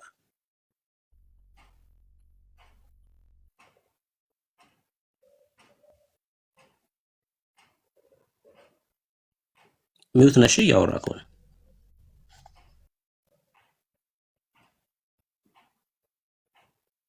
ሜታፎሪክ ነው እና ይሄ ነገሮችን ይሄ አንተ መጀመሪያ የምታደርጋቸው ነገር አሉ። ሰውነትን ክሊን ማድረግ አለብህ። ብዙ ነገሮች ነፃ ማድረግ አለብህ። በዚህ ከዓለም ዲሜንሽን መውጣት አለብህ ይሄ ነገር እንዲገባ። በዚህ ዓለም እንደዚህ ካደረገው እኮ ብዙ ነገሩማ doesn't make sense። መጽሐፍ ቅዱሱም እኮ doesn't make sense። በዚህ ዓለም እንትን ካልከው የኢየሱስ ትምህርት ተዘባርቋል። አንተም አልገባህም ሐሳቡ? ኖ ይሄ እኔ ገብቼ አንተ ላስረዳ አልችልም። ገባ? ይሄ አንተ ብቻ መንፈስ ብቻ ነው የሚያስረዳ እኮ። ለአንተ አስረድቶሃል መንፈስ? ኖ ይሄ አይጠየቅም። ይሄ ያንተና የፈጣሪ ብቻ ነው። ገባ? ይሄ ኢምፓሲብል ጥያቄ ነው የምትጠይቀው። ገባ? ለአንተ ሊረዳ አይችልም። እሺ ይኸውልህ ሁሉም ስቶሪዎች እኮ አንድ ናቸው።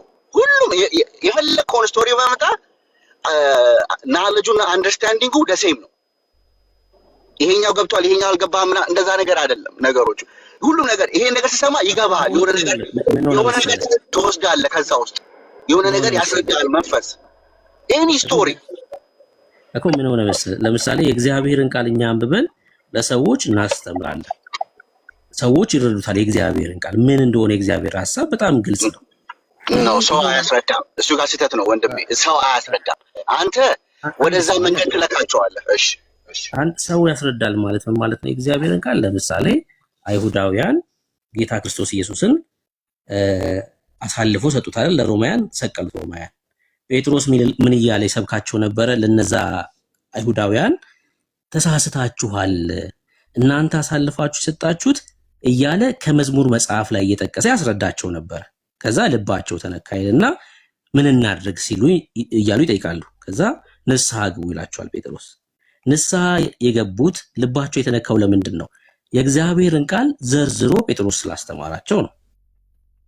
እንደዛማ ካልሆነ ክርስትና እንዴት እዚህ ይደርስ ነበር? የእግዚአብሔርን ቃል ከሐዋርያቱ ሌሎች ክርስቲያኖች እየተቀበሉ እያስተማሩ ባይመጡ ዛሬ ያሉ ክርስቲያኖች ወንጌልን ካልሰበኩ የእግዚአብሔርን ቃል ሰው ያልተረዳውን ነገር ሊናገር ሊሰብክ አይችልም። የእግዚአብሔር ቃል ሚስጥር አይደለም፣ የተከደነ አይደለም። እውነት ነው፣ በዓለም ላሉት የተከደነ ነው፣ ሞኝነት ነው ለነሱ። ለልጆቹ ግን እግዚአብሔር ሚስጥር አይደለም። የእግዚአብሔር ቃል እግዚአብሔር ራሱ ያስተምራል፣ ቃሉን ያስተምራል። በሰዎች አማካኝነት ይነግርሃል፣ እያነበብክ ቃሉን ይገልጥልሃል።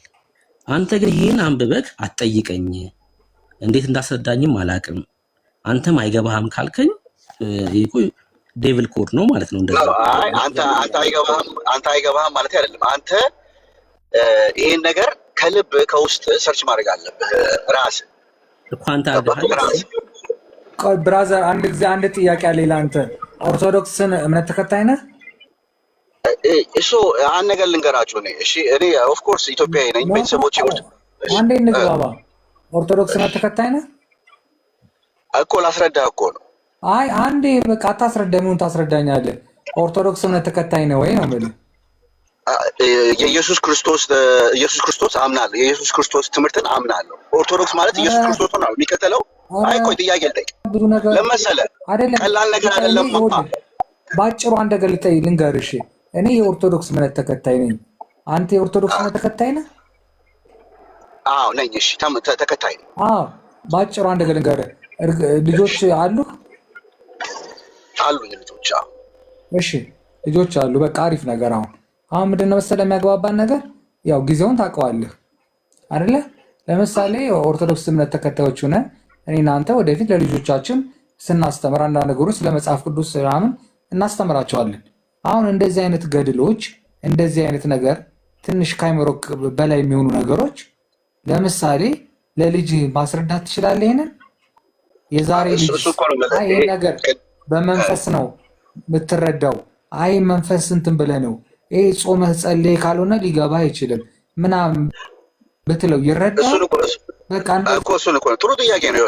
እሱ እኮ ችግሩ እኮ መሰለህ ይሄ ቅድም ያልኩት ነገር የአብነት ትምህርት ቤት ይሄን ነገር ትንሽ በ30 ሰከንድ ውስጥ ልንገር። የአብነት ትምህርት ቤት ለ1600 ዓመት ኢትዮጵያ ውስጥ ስትራክቸር የሆነ ትምህርት ቤት ነበረ። ስትራክቸር የሆነ ነው። ለብዙ ዓመት ለ20 ዓመት ሁላ የሚሰጥ ትምህርት ነው። አንዳንድ ሰው 2 ዓመት ተምሮ ይወጣል። መላ ኢትዮጵያ ሕዝብ ይወስደው ነበር ይሄን ነገር ስትራክቸር የሆነ። አንዳንድ ሰው ለዚህ ነገር የበቃ ወደፊት ይቀጥላል። አንዳንዱ ይወጣል፣ አስተማሪ ገበሬ ይሆናል ምናምን ይሆናል። ግን ይሄ ትምህርት ስትራክቸር ነው። አንዳንድ ሰው ሃየር አለው። ልክ በቃ ጁኒየር ሃይ ስኩል፣ ኮሌጅ፣ ማስተርን ሁላ በጣም ኃይለኛ ትምህርት ነበር። የኢትዮጵያ ሕዝብ ጠንካራ የሆነው የምናውቀው ላሊበላ ብዙ ነገር የምናውቀው ኢትዮጵያ የምንኮራበት ከዛ የወጡ ሰዎች ናቸው። ይህንን ያደረጉት ኢትዮጵያ ውስጥ ከአብነት ትምህርት ቤት የወጡ ሰዎች ናቸው። ሁሉም ሰው አብነት ትምህርት ቤት ይማር ነበር። ይሄ ነገር ለምን ቀረ ብላችሁ አስቡ። ለምንድን ነው ይሄ የአብነት ትምህርት ቤት ለ1600 ዓመት ጠንካራ ኢትዮጵያኖችን የፈለፈለ ትምህርት ለምን ቆመ? ትልቅ ጥያቄ ነው። መልሱ እዛ ጋር ነው ያለው። ይገባኛል። አንተ ግን ሳስበህ ፍጹም ኢትዮጵያዊነት ውስጥ በጣም እየተንቀለቀለ ኢትዮጵያዊነት ጠፋ አልጠፋ ብለህ የምትጨነቅ ሰው ትመስለኛለህ። ዝም ብዬ ሳስበህ እና ኢትዮጵያ ጠፋ ብዬ አልሰማሁም። ይቅርታ ጠፋ ብዬ ነው አልገባኝም። ኖ ባህላችን፣ እሴታችን እንደዚህ ነገሮቻችን እየተበረዘ ነው። በእርግጠኝነት በውጭ ዓለም ያለውን አንዳንድ ነገር እያየ የምትጸጸትና የምትናደድ ይመስለኛል። እና ስማ ልጠይቅ፣ አሁን አንተ ልጠይቅ፣ ኢትዮጵያ ውስጥ አሁን ያለው ነገር ጥሩ ነው ብለህ ታምናለህ? እኮ ነገር እኮ አሁን ያለንበት ሲቹዌሽን አንተም እንደው ጥሩ ነው ብለህ ታስባለህ? እኮ መለስክልኝ እኮ አልኩ። በቃ አማርኛ እያወራን ነው ወጣችን። በቃ እንደዚህ የምትጸጸት ይመስለኛል። የአብነት ትምህርት ቤት ምናምን ስታነሳ ራሱ በዛ ትምህርት ቤት ውስጥ የነበረ ቅኔ ምናምን ባናቃቸው ራሱ የተለያየ ነገሮች እነዛ ሁሉ መጥፋታቸው፣ እሴታችን፣ ታሪካችን ምናምን መጥፋቱ ከዛ ጋር ተያይዞ ደግሞ ብዙ ነገር ስለጠፋ ብለህ የምትል ይመስለኛል። ነው የምልህ። ልክ አይደለሁ እንዴ? ነው እንጂ ይሄ እኮ እኛ ያየነው በአይናችን ያየነው እኮ አሮን ነው። እድሜ ስንት እንደሆነ አላውቅም፣ ግን ይሄ ነገር እሺ። አዎ እነዚህ ነገሮች አሁን ለምሳሌ ምን አለ መሰለህ፣ አንተ ለምሳሌ አሁን መሄድ ያለብን ከጊዜው ጋር ነው መራመድ ያለብን። አሁን ለምሳሌ እርግጠኛ ነኝ አንተም እኔም በሰለጠነው ሀገር የምንኖር ነው የሚመስለኝ። አሁን ግን ልጆቻችንን እንዴት ነው ከዚህ ጋር ከእምነታችን ጋር ልናስኬዳቸው የምንችለው? በዚህ በግብረ ሰዶም በምናምን በመጥፎ ዘመን የተፈጠሩት እድለቢስ ልጆቻችንን እንዴት ነው ከነዚህ ነገሮች የምንሸሽጋቸው ሲባል ያው አንድ ነገር መጽሐፍ ቅዱስ ነው። በቃ መጽሐፍ ቅዱስን አንብብ ብለን ብናስነበባቸው ሊገባቸው ይችላል። እነዚህ ነገሮች ግን ለእኛም ስላልገቡን ለእኛም ስላላወቅናቸው የዛሬ ልጅ ይሄ ነገር በመንፈስ ነው፣ ይሄ እንደዚህ ነው፣ አሁን ልትረዳው አትችልም፣ ይሄ ማለት እኮ እንደዚህ ነው ብትለው ጭራሽ እንደውም ሞክ ሊያደርገን ይችላል። ምን ማለት ነው ባባ? ምን ማለት ማሚ? ምን ማለትሽ ነው? እንደዚህ አይነት ነገር አለ እንዴ? እኔ በአሁኑ ሰዓት እንዴ ምን ሆናችሁ ነው? አምናት ክሬዚ እኮ አይደለሁም ምናምን ሊል ይችላል። ስለዚህ ለኔ ገባኝ የምትለው ገባኝ ጥያቄው ገብተሽ እና ምንድነው መሰለ ይሄን ነገር ማስታረቅ የምንችለው እንዲሁ በደፈናው ሽፍርፍና አድርገነው ሳይሆን ይሄንን ነገር እኛ ባይብሉን ልጆቻችን እንዲያውቁት አድርገን ከዛ በኋላ እነዚህ ነገሮች ደግሞ አይጠየቅም ምናምን የሚባለውን ነገር እነዚህ ሊቃውንቱ የሚገባን ታሪክ ይሄ ነው ግልጽ አድርገው ምንም ነገር በቃ እከሌ ነው ሳይሉ እከሌ እንደዚህ ተቸና አይተቸንም ሳይሉ ይሄኛው ትክክል አይደለም ይሄ እናስወግደው ይሄ ግን ለልጆቻችን የሚጠቅም ታሪክ ነው ቢያልፍ ብለው ቢያስቀምጡት ለእኛ ጠቃሚ ነው የሚሆነው። አዘርዋይስ ግን ዝም ብሎ ተሸፋፍኖ ቢቀመጥ ምንም ያመጣልን ነገር የለም። አሁን አንተ ቅድም በመንፈስ ምናምን ካላወቅኩ ምናምን የትኛው መንፈስ ነው የምታውቀው? የትኛውን ጾመን የትኛውን ጸልየን ነው መጽሐፍ ቅዱስ እንደዚህ አይነት መጽሐፎች እንዲገለጹልን ምናምን የምንለው? ይሄ ቀልድ ካልሆነ በስተቀር። ስለዚህ እንደዚህ መንፈስ ማለት እሱ ግን ተሳስተን መንፈስ ማለት እኮ ስልኮ መሰለህ እኛ አሁን የዓለም ነገር ነው የለመድነው። እንኳን ልጆቻችን እኛ እንኳን አናውቀውም፣ የእኛም እድሜም አናውቀውም።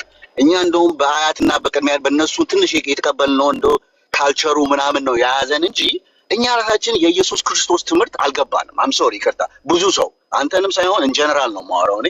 ብዙ ሰው አልገባንም። ኢየሱስ ክርስቶስ ትምህርት ተደብቋል። እኛ ጋር የተደበቀው የዛሬ 100 ምናምን ዓመት ነው። በውጭ ያሉት ለ2000 ዓመት ተሸውደዋል። እኛ ጋር ደግሞ 100 ምናምን ዓመት በኋላ አቁመውታል። የእውነት ትምህርቱን አቁመውታል። የአብነት ትምህርት ቤት ነው። ቄሶች ማውራት ጋር ስንት ቄሶች ነው ያዋራሁት? ስንት በቃ የጴንጤ በል የኦርቶዶክስ በል ያላዋራሁት የለም። በጣም ይፈራሉ። ስለዚህ ማውራት ለምንድን ነው የቆመው? ስማን አንዴ፣ ለአንተም ጭምር ነው የተደበቀው የእግዚአብሔር ቃል የክርስቶስ ኢየሱስ ወንጌል። አላስተማሩንም በደንብ። የዛሬ 100 ምናምን ዓመት ቆሟል። ለምን እንደሆነ ሚስጥሩ እዛ ውስጥ ነው ያለው። ችግር የለውም። አሁን ዞሮ አሁን የክርስቶስን ትምህርት አንተ አታውቀውም ማለት ነው አይደል? አላውቀውም ማለት አሁን ጥያቄውን መሰል አላውቀውም ማለት ማንም አያውቅም ስላልክ ማለት ነው። ማንም አያውቅም የክርስቶስን ትምህርት ስላልክ ማንም ውስጥ አንተ አለ ወይስ ለአንተ ለብቻ ተገልጾልህ? እኔ ለስንት ዓመት ለ47 ዓመት አላወቅኩትም ነበር። እኔ ይሄ እኮ እኔ የምነግርህ ነገር በህይወቴ ያየሁትን ነው። በህይወቴ አሁንስ ተገልጾልሃል? አሁን እኔ ያለሁበት ስቴጅ ምንድን ነው? ሌላ ነገር እንዳለ አሁን ነው የገባኝ። ሚስጥር ሌላ እንዳለ ከኋላ የኢየሱስ ትምህርት ምን አይነት ሚስጥር? ምን አይነት ትምህርት? የክርስቶስ ትምህርት ምን አይነት? ኢየሱስ ክርስቶስ የመጣው ስታስበው ራስህ አንተ አሁን የኢየሱስ ክርስቶስ የምታውቀው ስቶሪዎች አለ የምታውቀው ኢየሱስ ክርስቶስ እኮ ከቤተክርስቲያኖች ጋር ሲጣላ ነበር አይደል እንዴ? ኤቭሪ ታይም ቤተክርስቲያን ሲሄድ እዛ የአባቴ ቤት መነገጃ አይደለም ትምህርቱ። እስኪ ያሳይ ከቤተክርስቲያን ጋር ይጣላ እንደነበር እስኪ ያሳይ። የት ጋር ነው የተጣላው ከቤተክርስቲያን? የምናወራው እኮ አሁን እዛው ከሮማን ኤምፓየር ጋር ነው የምናወራው፣ ኢትዮጵያ ጋር አይደለም። ታዲያ ጌታ ከቤተክርስቲያን ጋር ይጣላበት ከቃሉ ላይ እስኪ ያሳይ። አንድም ቦታ ላይ ከቤተክርስቲያን ጋር አልተጣላም ጌታ። ኢየሱስ ክርስቶስ ቤተክርስቲያን ሄደው የአባቴ ቤት መሸጫ አይደለም ብሎ ቴብሉን እንኳን እንትን አላለው። አይ ቤተክርስቲያን ሄዶ እንደዛ አላረገም። ሮማን ኤምፓየር እዛ ቤተክርስቲያን ውስጥ ሄዶ የነሱ እዛ እንደዛ አላረገም በጭራሽ። ካላ ሳይን ሲጀምር ይኸውልህ ምን መሰለህ እሱ ተወሽ። እሺ ግድ የለም። እሺ እሱ ግድ የለም። ለምን እንተዋለን? በመጀመሪያ ደረጃ የሮማን ኤምፓየር በዛ ሰዓት እስራኤልን ትቆጣጠር እንጂ ቤተመቅደሱ ሲጀምር ቤተክርስቲያን አልነበረም። ቤተመቅደሱ የሮማ አልነበረ። የማን ነው? የእስራኤል ነበር። ቤተመቅደስ ነው እንጂ ቤተክርስቲያንም አልነበረም በዛ ሰዓት። እሺ እሱ የወርድ እንትን ነው። ግድ የለም ግን እኮ ጌታ ሲጋጭ የነበረው ወይ ስማኛ ከክርስቲያኖች ጋር ሳይሆን ከፈሪሳውያን ጋር ነበር። አይሁዳውያን መምህር ማለት ናቸው። እና ክርስቲያን ነበረ በዛ ጊዜ ነው የምትለኝ? አልነበሩም። ቤተክርስቲያንማ እኮ የተመሰረተው ጌታ ከሞትና ከተነሳ በኋላ ነው። በጌታ ክርስቶስ ሞትና ትንሣኤ አይደለ እንደ ቤተክርስቲያን የተመሰረተችው። እሺ እና እሺ ያኔ ጊዜ የነበረው ሲስተም እና አሁን ያለንበት እንደው አንድ አይነት ይመስላል ትንሽ። ምንም ሲስተም ማለት ምን ማለት ነው? አሁን ይሄ የሪሊጅን ሲስተም ያለው ዓለማችን ውስጥ እግዚአብሔር ኢየሱስ ክርስቶስ የተቃወመው ነገር ይመስላል። ያኔ በዛ ጊዜ የነበረበት ጊዜ የነበረ ሲስተሙን እንደው ይመስላል፣ ይመሳሰላል እኮ። ይኸውልህ ክርስትና ያኔና ዛሬ ተብሎ የሚነገር አይደለም። የእግዚአብሔር ቃል ስለሆነ ክርስትና ምንም ልዩነት የለውም። ሰዎች በቴክኖሎጂ ሊያድጉ ይችላሉ አሁን ላይ ማለት ነው። ስልጣኔ የተሻለ ደረጃ ላይ ሊደርሱ ይችላሉ ከቀደመው ዘመን ማለት ነው በስልጣኔ ደረጃ። ያ ግን ክርስትናን ይበርዘዋል፣ ክርስትናን ይለውጠዋል ማለት አይደለም። ለምን? እስትንፋሰ እግዚአብሔር ነው፣ የሚያልፍበት አይደለም የእግዚአብሔር ቃል። ለምሳሌ ቴክኖሎጂ ሰዎች ማይንዳቸው ባደገ ቁጥር እየተቀየረ ይመጣል። ክርስትና ግን የሚያረጅ የሚታደስ ያልሆነው ለምንድን ነው? እስትንፋሰ እግዚአብሔር ስለሆነ ማለት ነው። ያኔ የነበረው ክርስትና ዛሬም አለ፣ የሚቀየር አይደለም ክርስትና ማለት ነው። እና እሺ አንተ ፐርሰናል ጥያቄ ልጠይቅ። አሁን ኢየሱስ ክርስቶስ እዚህ ቢመጣ ቢያይና ይሄ ካቶሊክ ያለውን ቸርች እንዳለ ቢያይ ዓለም ላይ የሚቃወም ይመስላል? ትክክል ያልሆኑ ትምህርቶችን እኮ አሁንም እየተቃወመ እኮ ነው ጌታ። ይኸው በእኛ ጌታ በአካል መምጣት አይጠበቅበትም። በእኛ በክርስቲያኖቹ ትክክል ያልሆነውን ሀሳብ እንደ ቃሉ እየተቃወመ ነው ያለው። ዛሬ ከኛ ጋር እኮ ነው እየሰራ ያለው። እስከ ዓለም መጨረሻ ከእናንተ ጋር ሆናለሁ አለ ጌታ አይደለ? ዛሬም አለ ከቤተ ክርስቲያን ጋር ነው ጌታ ያለው። ቅዱሱን መንፈስ ሰጥቶናል፣ በእኛ ውስጥ ነው የሚኖረው። ትክክል ያልሆኑትን ነገር ይኸው ዛሬም እየተቃወመ ነው። ሰዎች እንዲድኑ ወደ ክርስትና እየጠራን ያለ ነው። በእኛ ውስጥ ሆኖ ነው እግዚአብሔር ኑ ታረቁኝ እያለ ያለው። ዛሬም ይኸው ትክክል ያልሆኑ ትምህርቶችን እኮ እየተቃወመ ነው። ምንም እንትን የለው። እና እሺ እና የምትለኝ ምንድን ነው ታዲያ? አሁን ምንድን ነው ችግሩ? ከየት መጣ ችግሩ? ለምንድን ነው እንደዚህ የደከምነው? ሰው የደከመው በጣም ለምንድን ነው? ባጭሩ አንድ ነገር እኔ ልናገር። ማለት ምን መሰለህ ብራዘር፣ አንድ ነገር አለ። አሁን ለምሳሌ አንተ ባዮሎጂም የሆነ ኬሚስትሪም ፊዚክስም ስትማር ያው መጽሐፉን ነው የምታጠናው፣ ከዛ የምትፈተነው። ከዛ በኋላ ያጠናው በደንብ ካጠና ፈተና ላይ ጥሩ ውጤት ታመጣለህ። እኛ የዘላለም ትምህርት የማይሰለች ትምህርት መጽሐፍ ቅዱስን ሰጥቶናል። ያንን መጽሐፍ ቅዱስ አንብበን ማስቀመጫን አንብበን እንደዛው ህይወት ብንኖር በቃ አለቀ ደቀቀ እኮ። ይሄን የምናየውን ከንቱ ዓለም ሁሉ የምንንቅበት ህይወታችን መስመር የሚይዝበት ሁሉ ነገር የሚስተካከልበት ነገር መጽሐፍ ቅዱስ ላይ እኮ ሰጥቶናል። በቃ ችግሩ ምንድነው? እኛ ወደዛ መጠጋት አልቻልን። በቃ ለምን ይመስላል መጠጋት ያልቻልነው? ያልቻልነውማ ይሄ ዓለም ያታልለናል። ገባ? የዓለም ገዢ እኮ ዲያብሎስ እኮ ነው። ስለዚህ ሰይጣን ነው የሚገዛን። ወደ እግዚአብሔር እንዳንቀርብ ያደርገናል። ገባ? በሱ ቁጥጥር ስር አድርጎናል። ወደ እግዚአብሔር ስለማንቀር መጽሐፍ ቅዱስን አናውቀው። መጽሐፍ ቅዱስን ስናውቀው እኮ እረፍት እናገኛለን አባቴ። ከዛ በኋላ እረፍት ስታገኝ ከዛ በኋላ እግዚአብሔርን እያወቅኸው ትሄዳለህ። ከዛ በኋላ የሚረብሽ የለ፣ የሚያስጨንቅ የለ። አንድ ችግር ይመጣ፣ የችግር መፍትሄ እሱ ነው። ገባ? እኔ አሁን ለምሳሌ ሰባኪውኛ አይደለም ወይ ደግሞ መጽሐፍ ቅዱስ አዋቂውኛ አይደለም፣ ግን አላረ ኤሌትል ቢት በቃ ትንሽ ተባራሪ እውቀት ምናምን ነው አላረ ዝም ብለህ አውቃለሁ አይነት ነገር ስትል ማለት ነው። እንደዛ አይነት ነገር። ስለዚህ የተደበቀ ነገር የሆነ ነገር ደግሞ የተደበቀ ያለ ይመስልሃል? ቢካዝ ምንም የተደበቀ ነገር የለም። ኢየሱስ ክርስቶስ ለእኛ መጣ፣ የአዳምን ኃጢአት በሞቱ አጠፋልን። ለእኛ ሲል ሞተ፣ ተሰቀለ። ከዛ በኋላ ለእኛ ሲል ተነሳ፣ ለፍርድ ይመጣል። መመሪያ በጻፉ እሺ ይቅርታ አድርግልኝ። እኔ 47 ዓመት ይሄን ስቶሪ አንተ የምትለውን ቤተክርስቲያን ይሄ ሰምቻለሁ ብያለሁ። ምንም ኮኔክሽን አልነበረኝም፣ አልዋሽም። በቃ እውነቱን ልንገር፣ የሆነ ነገር በቃ ኮኔክት ማድረግ ሊዋጥልኝ አልቻለም። አዎ አምናለሁ በፌት ምናምን በቃ በእምነት በቤተሰብ እያየ ታምናለህ እንጂ እሱም ብቻ አሁን አንተ ያልከው ነገር it's not enough, there's more to it than that። እኔ ይኸውልህ እንደዛማ ቀላል ቢሆን ኖሮ ብዙ ሰው ትክክል ይኖር ነበር። ስትሄድ እኮ አፓራትስህን ነው ይዘህ የምትሄደው፣ ቀፎውን ነው ይዘህ የምትሄደው። ገባህ? ማይንድህ እዛ አልነበረም ማለት ነው። መጽሐፍ ቅዱሱ የሚነበብበት ቦታ ላይ አንተ አፓራትሱ ነው የሚገባው፣ ባዲ ይገባል። ከዛ በኋላ ትመላለሳለህ ዝም ብለህ ማለት ነው። በቃ ላይክ ጂም በለው፣ በቃ እንደ ጂም ስለምትመላለስ ዝም ብለህ ምንም ነገር የምታገኘው ነገር የለም። ግን ከውስጥ ፕሬ አድርገህ ጸሎት አድርገህ እኔ አሁን ለምሳሌ ከራሴ ልንገርህ፣ እኔ መጽሐፍ ቅዱስ የሚባል አላነብም። እኔ የዓለም ህይወት ውስጥ ያለው ሰው ነኝ። ዓለማዊ ጭፈራ ውስጥ ምንድን ውስጥ ያለው ሰው ነኝ። ግን መጽሐፍ ቅዱስ የተወሰነ ጊዜ በኋላ አሁን በወራቶች የሚቆጠር መጽሐፍ ቅዱስ ማንበብ ጀመርኩኝ። መጽሐፍ ቅዱስ ማንበብ ሲጀምር ገባ የነበረኝ እንትን እየተለወጠ መጣ። አሁን እኔ እንደዚህ አይነት ቦታ ላይ ገብቶ ስለ ሃይማኖት ስለምናምን ተነጋግሬ ማላቅ በጣም ነበር የሚጨንቀኝ። አሁን ግን ረጅም ሰዓት ተመልከት። አሁን አንድ ጠይቄ ድሮና አሁን ስታነበው አንዳንድ ነገሮች did you start having like ሌላ ፐርስፔክቲቭ አየህበት? ድሮ ሰምተው ስንት የሰማው ቃል አሁን ደግሞ እንደገና ስታነበው ሌላ ፐርስፔክቲቭ ሰጥተዋል? አይ ድሮም አላነበውም ነበር። አላቆም ነበር። ሰምተሃል? ግን ሰማ ነበር ሰማለህ። ቄሶች እንትን ሲሉ አምሹር ቤተክርስቲያን ትሄድ ነበረ። አይ ቄሶች ምናምን ሲሉ እኮ እሱን ሰማ አይባልማ። እሱ ሰማ አይባልም። አንተ እኮ ያን ነገር በደንብ አዳምጠህ በጣም ውስጥ ሲብላላ ነው እንደሰማው ያን ሰማ አይባል።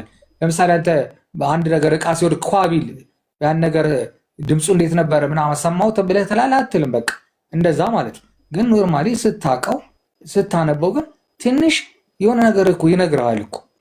ለምሳሌ አንተ አንድ የሃይማኖት ቦታ ላይ ስትሄድ ይጨንቅህ ይሰለችህ ምን ይል የነበረውን ነገር ማንበብ ስትጀምር ያ ነገር ሲቀረፍ፣ ለምሳሌ ክለብ ሄደህ የምታመሽ ከሆነ ክለብ ማምሸቱን ትተህ መጽሐፍ ቅዱስ ምናምን ይነበብበት ቤት ወይ ደግሞ ምናምን ስታነብ፣ ጸሎት ደግሞ ብለህ ማጣቅሰው አባታችሁ ነው ምናምን ብለህ ጠዋት ስትል ማታም ደግሞ አባታችሁ ነው ልበል ስትል፣ አንዳንድ ርኩሰት ንግግሮች ካፌ ይወጡ ከነበረ እነዛ ነገሮች ደግሞ ትንሽ ልጓም ስታስይዛቸው ምልክቱን እኮ ታየዋለህ። ለምሳሌ አንድ መድኃኒት ስትውጠው እንዴት ነው በሂደት አንድ ቀስ እያለ ውስጥ እየገባ ፈውስ የሚያመጣው? ልክ እንደዛ እኔ ጀማሪ አንባቢ ነኝ መጽሐፍ ቅዱስ በጣም ጀማሪ እኔ ምስክርነት መስጠት የሚገባኝ ሰው አይደለሁም። ግን እንደዚህ አይነት ነገሮች ለውጥ ታያቸዋለህ። ስለዚህ ከማንበቡ በቃ ትርፍ ታገኛለህ። በቃ እኔ በዛ መልኩ ነው ያየሁት። እኔ አንተ አሁን ካልከው ነገር አንድ ነገር የወሰድኩት ምንድን ነው እነሱ ትምህርቱ ቤተክርስቲያን ማድረግ ያለበት ኤኒ ቤተክርስቲያን ኤኒ ሪሊጅን የሆነ መንገድ ይገፋሃል። እዛ ግን አንድ ቦታ ግን ራስህ የምትደርስበት ነገር አለ። ራስህ ማለት ራስ በቃ ጭንቅላት የሚያወራው ይነግርሃል። የሆነ ነገር መንፈስ ነው የሚሉት አይ ነው በእኛ እንትን ግን ብዙ ሚስጥሮች አሉ። አይ ነው ውስጥ ኢየሱስ ክርስቶስ እኮ ብሎናል። ውስጣችሁ እንትኑ የፈጣሪ እንትን ውስጣችሁ አለ። ሲክ አለ በደንብ ፈልጉ ታገኙታላችሁ። ከዛ ራይቸስነስ ፒስ ይሰጥሃል እና ደግሞ ፍርሃት ይጠፋል። ውስጥ አለ ብሎ ኢየሱስ ክርስቶስ ተናግሯል። ራሱ እኮ ውስጣችሁ አለ እና እናንተ ራሳችሁ መፈለግ አለባችሁ። አዎ ቤተክርስቲያን ይረዳሃል፣ ወደዛ አቅጣጫ ይልካል። እንደዚህ ነው እንደዚህ አንዳንድ ነገሮች እንትላል። አት ዘ ኤንድ ኦፍ ዘ ዴይ ግን አንተ ራስህ ማይንድ ካንሸስ ውስጥ ክራይስት ላይክ እንደ ኢየሱስ ክርስቶስ እንደገና ሪቦርን ታደርጋለህ። በቃ የሆነ ነገር እንትን ይሰማሃል፣ ይገባሃል። ይሄ ነገር ግን ችግሩ ምንድነው? አሁን የአብነት ትምህርት ቤት ከቆመ በኋላ ምን ሆነ? ወጣቶች እናድጋለን። መጀመሪያ የዓለም ነው የሚገባብን፣ የዓለም መንፈስ፣ የዓለም ሰው እንትን ያለው ምናምን እሱ መጀመሪያ ይገባብናል። ባለታም እድሜ ደርሶ ደግሞ ያንን ስትሰማ የዓለሙ ኦልሬዲ ይዞሃል። ለዚህ ነው እኮ ምንድነው መሰለ አሁን አንተ ይሄ የአብነት ትምህርት ቤት የሚለው ነገር በቃ ፕሮግራሙ ላይ አይምሮ ላይ እና በሱ በኩል ነው ዊን እንደምናረግ እያሰብክ ያለው። ግን እኔ እኮ አንዴ ስማኝ፣ ዊን የምታረገው ግን በዛ በኩል አይደለም። ለምሳሌ ስህተት የሆነ ነገር ስህተት እንደሆነ አይምሮ ይነግራል አይደል? ትክክል አይደለም ትላለህ። ለምሳሌ ሴትን ልጅ መድፈር ትክክል ነው አይደለም? ሰዎች ግን ሴትን ይደፍራሉ አይደል? ሰው መግደል ትክክል አይደለም። ሰዎች ግን ሰዎችን ሲገሉ እንመለከታለን። አሁን ይኸውልህ አይምሮክ ይሄ ሞራል የሚባለው ነገር ማለት ነው ልክ ያልሆኑት ነገሮችን ሲጸየፍ ትክክል እንዳልሆነ ካደረግከውም በኋላ ትክክል እንዳልሆነ ሲወቅስክ እንመለከታለን። በስጋችን ደግሞ ኃጢአት እናደርጋለን። ለኃጢአት ባሪያ ሆነናል። ታስገድደዋለህ። ባሪያ የሆነና አይምሮክ ለስጋክ ኃጢአትን ያደርጋል። ማሸነፋችንም ኃጢአትን አሁን ይሄን የምናሸንፍበት መንገድ አብነት ትምህርት ቤት ሳይሆን የእግዚአብሔር መንፈስ ነው። ጳውሎስ ሲናገር ሰው ይሄን እንዴት ያሸንፋል አለ? ቆይ ስማኝ፣ ዳግም ሲወለድ ወይ ደግሞ አዲስ ፍጥረት ሲሆን ነው ሰው የዚህ ዓለም የሆነውን ነገር ማሸነፍ የሚችለው፣ ከኃጢአት መራቅ የሚችለው፣ የእግዚአብሔርን ህይወት መኖር የሚጀምረው አዲስ ፍጥረት ሲሆን ነው። ሁሉም ሰው ላይ የእግዚአብሔር መንፈስ አይኖርም። ቅድም አንተ በእናንተ ውስጥ አለው አለ ጌታ ስላልክ ነው። ጌታን የሚቀበሉት አሁን በእናንተ እኖራለሁ ብሏል። ሰው ጌታን ካልተቀበለ ግን በዓለም ከሆነ ወይ ደግሞ ሙስሊም ምናምን ቢሆን ሰው ጌታ በሱ ውስጥ አይኖርም። የኔ ነህ ካላልከው እንዴት እሱ በዛ ውስጥ ይኖራል? አስገድዶ ማሽን አይደለም እኮ አንተ። ስትቀበለው ግን የእግዚአብሔር መንፈስ በአንተ ይኖራል። የእግዚአብሔር መንፈስ በአንተ ኖረ ማለት የስጋ ምኞትን እያሸነፍክ ወደ መንፈሳዊ ነገር ትመጣለህ። ያኔ የእግዚአብሔርን ቃል ማሰላሰል፣ የእግዚአብሔርን ቃል ማንበብ ትጀምራለህ። ህይወት ሲቀየር ትጀምራለህ። ለምሳሌ የአብነት ትምህርት ቤቶች ሰዎችን እየሰበሰቡ እኮ አታጭስ ሊሉ ይችላሉ። የአብነት ትምህርት ቤት ብቻ አይደለም እኮ ኖርማል የሲቪክ ትምህርት እኮ ስነ ምግባርን ያስተምራል። ሰዎች ግን ያን እየተማሩ ወጥተው ግን ወንጀል ይሰራሉ። ትምህርት ሳይሆን ህይወት ነው መቀየር ያለበት። ህይወት ሲቀየር ከተቀበልከው መንፈስ የተነሳ ምን ይሆናል ማለት ነው? ዓለማዊ ነገርን እያራገፍክ ትሄዳለህ። ወደ ኢየሱስ ነው ሰው መምጣት ያለበት ከዚህ ነገር ለመውጣት እንጂ ወደ አብነት ትምህርት ቤት አይደለም። ትምህርት ቤቶች አው ኢየሱስን የሚያሳዩ ከሆነ ምንም ችግር የለውም እኮ ኢየሱስን የሚያሳዩ ትምህርት ቤቶች ከሆነ በቃ ኢየሱስን ከተቀበልክ በዛ ውስጥ የእግዚአብሔርን ሐሳብ ትማር ይሆናል። የአብነት ትምህርት ቤት ስለምን ይመስልሃል?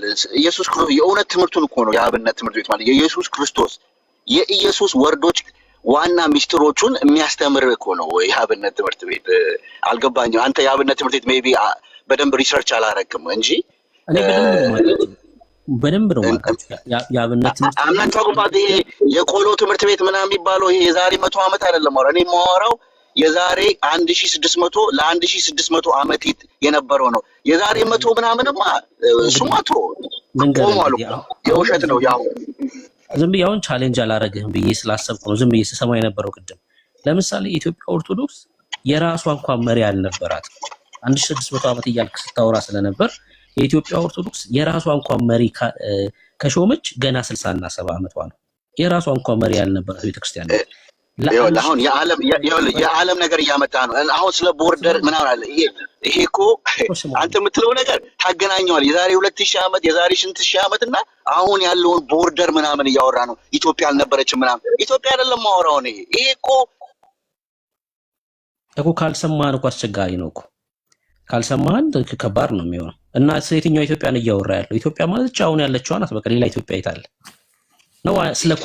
ኢትዮጵያ ማለት ምንድን ነው? ኢትዮጵያ ማለት እኮ አሁን እኮ ነው ቦርደር ምናምን ይሰሩልን እኮ የዛሬ 100 ምናምን ዓመት ነው። ኢትዮጵያ ብለም እንደዛ ብለህ አታስበው። ከዚህ ዘመን አሁን የሆነ ፖለቲካል ቶክ መሰለና ይሄን እንተውና በብሩኬ ምን አለ መሰለ፣ ለምሳሌ አሁን እኔ ምን አለ መሰለ ብዙ ጊዜ እንትን ስል ለጴንጤዎች የተሰጡ አማርኛዎች አሉ። ለምሳሌ ጌታን ተቀበል፣ ኢየሱስ ጌታ ነው፣ እንደዚህ የሚባሉ አባባሎች ብዙ ጊዜ በጣም የማዝንባቸው ነገሮች ናቸው። ለጴንጤ የተሰጡ የሚመስል ነገር ይመስላል። አይደለም። አሁን ለምሳሌ ኢየሱስን ተቀበል፣ ጌታን ተቀበል ማለት መጽሐፍ ቅዱስ ላይ ጌታ የሚልህን ነገር አድርግ፣ እንደሱ ህይወት ኑር፣ እሱ በፈቀደልህ መሰረት ተመራ ነው። ሌላ አማርኛ የለውም። ስለዚህ አሁን ያንን ነገር መመሪያ አድርገህ ስትኖር ሁሉ ነገር ይገለጽልሃል፣ ሁሉ ነገር ላይፍ ይስተካከልልሃል። እግዚአብሔርን አምላክን አወቅ እንደማለት ነው ብዙ ጊዜ ማለት ነው። እኔ እንደዛ ይመስለኛል። እግዚአብሔር ጌታን ተቀበል ኢየሱስን ተቀበለ ማለት አንድ ሰው እንደ ቃሉ ሲኖር እንደ ቃሉ ሲሄድ ማለት ነው። እና ብዙ ጊዜ እንደዚህ ነገሮች የጴንጤዎች በሞኖፖል የያዟቸው አማርኛዎች ብዬ በጣም አንዳንድ ጊዜ ይገርመኛል። ጌታን ተቀበል፣ ጌታን መቀበል ማለት እኮ መጽሐፍ ውስጥ ያለውን የእግዚአብሔርን ቃል ወርሶ መኖር ነው። በቃ አጭር ነገር ነው። ስለዚህ ብዙ ሰዎች አሁን ለምሳሌ ፕሮቴስታንቶች ወይ ምናምን ነገር እንደዛ ኢየሱስ ጌታ ነው ምናምን ሲሉ አንዳንድ ጊዜ እኛ ኦርቶዶክሶች እንዴ ኢየሱስ ጌታ ነው በል እስቲ ምናምን፣ አንዳንድ ሰው እስቲ ኢየሱስ ጌታ ነው በል ምናምን፣ እንዴ ኢየሱስ ጌታ ነው ያላልን ማንን እንላለን እኛ? የጌቶች ጌታ ነው ብለን ማለት ያለብን ይመስለኛል። ስለዚህ እንደዚህ አይነት ነገሮች ብዙ ጊዜ አሁን ለምሳሌ ወንድሜ ሲናገር የነበረው አብነት ትምህርት ቤት ምናምን የሚለው ከእንትን ጋር አያይዞት ነው። እሱ ገብቶኛል አባባሉ፣ በመጥፎም አይደለም። የእሱ አባባል ምንድን ነው? ኤቲክስ ማነር እና ኤቲክስ የነበረው ትውልድ ነበረ ድሮ በእግዚአብሔር የታነጸ። አሁን ግን ያ ኤቲክስና ማነር የጠፋ ትውልድ ተፈጠረ ለማለት የፈለገ ይመስለኛል። ቢካውስ አሁን የሚፈጠረው ትውልድ ምን አይነት እንደሆነ እያየን ነው። ስለዚህ በዛ መልኩ ነው ቅድም ወንድሜ ሲል የነበረው እና ዞሮ ግን አሁንም ቢሆን ሊያድነን የሚችለው ወደ እግዚአብሔር መጠጋት ነው። ያለንን ዓለማዊ ሕይወት እየቀነሰን ዛሬ እንደ ሰባኪ እያደረገኝ ነው። እንዴት ነው ነገሩ? እና ወደ እግዚአብሔር ቤት መጠጋት ነው። እንደዛ ብዬ ነው የማስበው አይደለ ብሩኬ? በደንብ አሁን ሁለት ሀሳቦችን አንስተሃል። ትክክል ነህ። ሰው ወደ እግዚአብሔር ሀሳብ ሲቀርብ ዓለማዊ ነገሩን እየጣለ ይሄዳል። ጌታን ተቀበል የሚለው በቃ ለጴንጤዎች የተሰጠ ነው። የጴንጤዎች ታዲያ ከየት አመጡት? ለምሳሌ ኢየሱስ ክርስቶስ ማለት መሲሁ እንደሚወለድ ክርስቶስ እንደሚወለድ የቀደሙት ነቢያት ጽፈዋል። እስራኤላውያን የሆኑ ነቢያት ማለት ነው። ከዛ ገብርኤል መጣና ማርያምን አበሰራት መሲህ የሆነውን እርሱን እንደምትወልድ ማለት ነው። ከዛ ተወለደ። ከዛ ጌታ መጣና እኔ ክርስቶስ ነኝ አላቸው። የእግዚአብሔር ልጅ ነኝ ሲላቸው አንቀበልህም አሉት። መቀበል ማለት ይሄ ነው።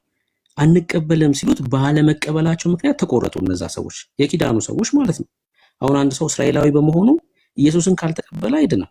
መቀበል አለበት። ኢየሱስ እርሱ ክርስቶስ ነው ልክ ጴጥሮስ እንደተናገረው ብሎ ማመን አለባቸው። ለዛ ነው መጽሐፍ ሲናገር በዮሐንስ ወንጌል ላይ ይላል የእርሱ ወደ ሆነው መጣ ኢየሱስ የገዛ ወገኖቹ አልተቀበሉትም ይላል። የገዛ ወገኖቹ የተባሉት ማን ናቸው? እስራኤላውያን። ኢየሱስ እስራኤላዊ ነው በስጋ። ማርያም የዳዊት ልጅ ናት። ኢየሱስ የማርያም ልጅ ነው። ከሷ ነው በስጋና በደም ተካፍሎ የተወለደው። እስራኤላዊ እኮ ነው በደም በስጋ እኮ እስራኤላዊ ነው።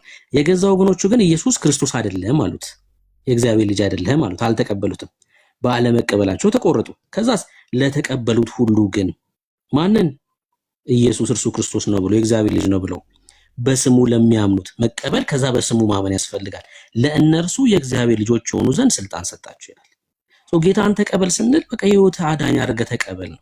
ምን ይሆናል? ሰው የህይወቱ አዳኝ አድርጎ ሲቀበል ከዛ በስሙ ሲያምን የእግዚአብሔር ልጅነት ስልጣን ይሰጠዋል ማለት ነው። ይሄን ነው ጌታን ተቀበል የምንለው። ኢየሱስ ጌታ ነው ስንልስ መጽሐፍ ቅዱስ ስላለ ነው። ደግሞም ሰው በእግዚአብሔር መንፈስ ሲሆን ነው ኢየሱስ ጌታ ነው ብሎም ደግሞ ማለት የሚችለው። ይኸው እንደዚህ ይላል ስለዚህ ማንም በእግዚአብሔር መንፈስ ሲናገር ኢየሱስ የተረገመ ነው የሚል እንደሌለ፣ ሰው በእግዚአብሔር መንፈስ ሆኖ ኢየሱስ የተረገመ ነው ሊል አይችልም። ከዛስ በመንፈስ ቅዱስ ካልሆነ በቀር ኢየሱስ ጌታ ነው ሊል አንድ እንኳን እንዳይችል አስታውቃችኋለሁ አለ። ሰው በእግዚአብሔር መንፈስ ሲሆን ነው ኢየሱስ ጌታ ነው ብሎ መናገር የሚችለው። ኢየሱስ ጌታ ነው ስንል ኢየሱስ ጌትነቱን የእግዚአብሔር መንፈስ ይመሰክርልናል። ጌታ ነው ስንል ምን እያልን ነው? የዓለማት ሁሉ ፈጣሪ ነው፣ ገዢ ነው፣ ባለስልጣን ነው እያልን ነው። ለምን ሰዎች አሁን ሙስሊሞች ሰው ታመልካላችሁ ይሉናል። ኧረ እሱ ሰው ብቻ አይደለም፣ ምንድነው?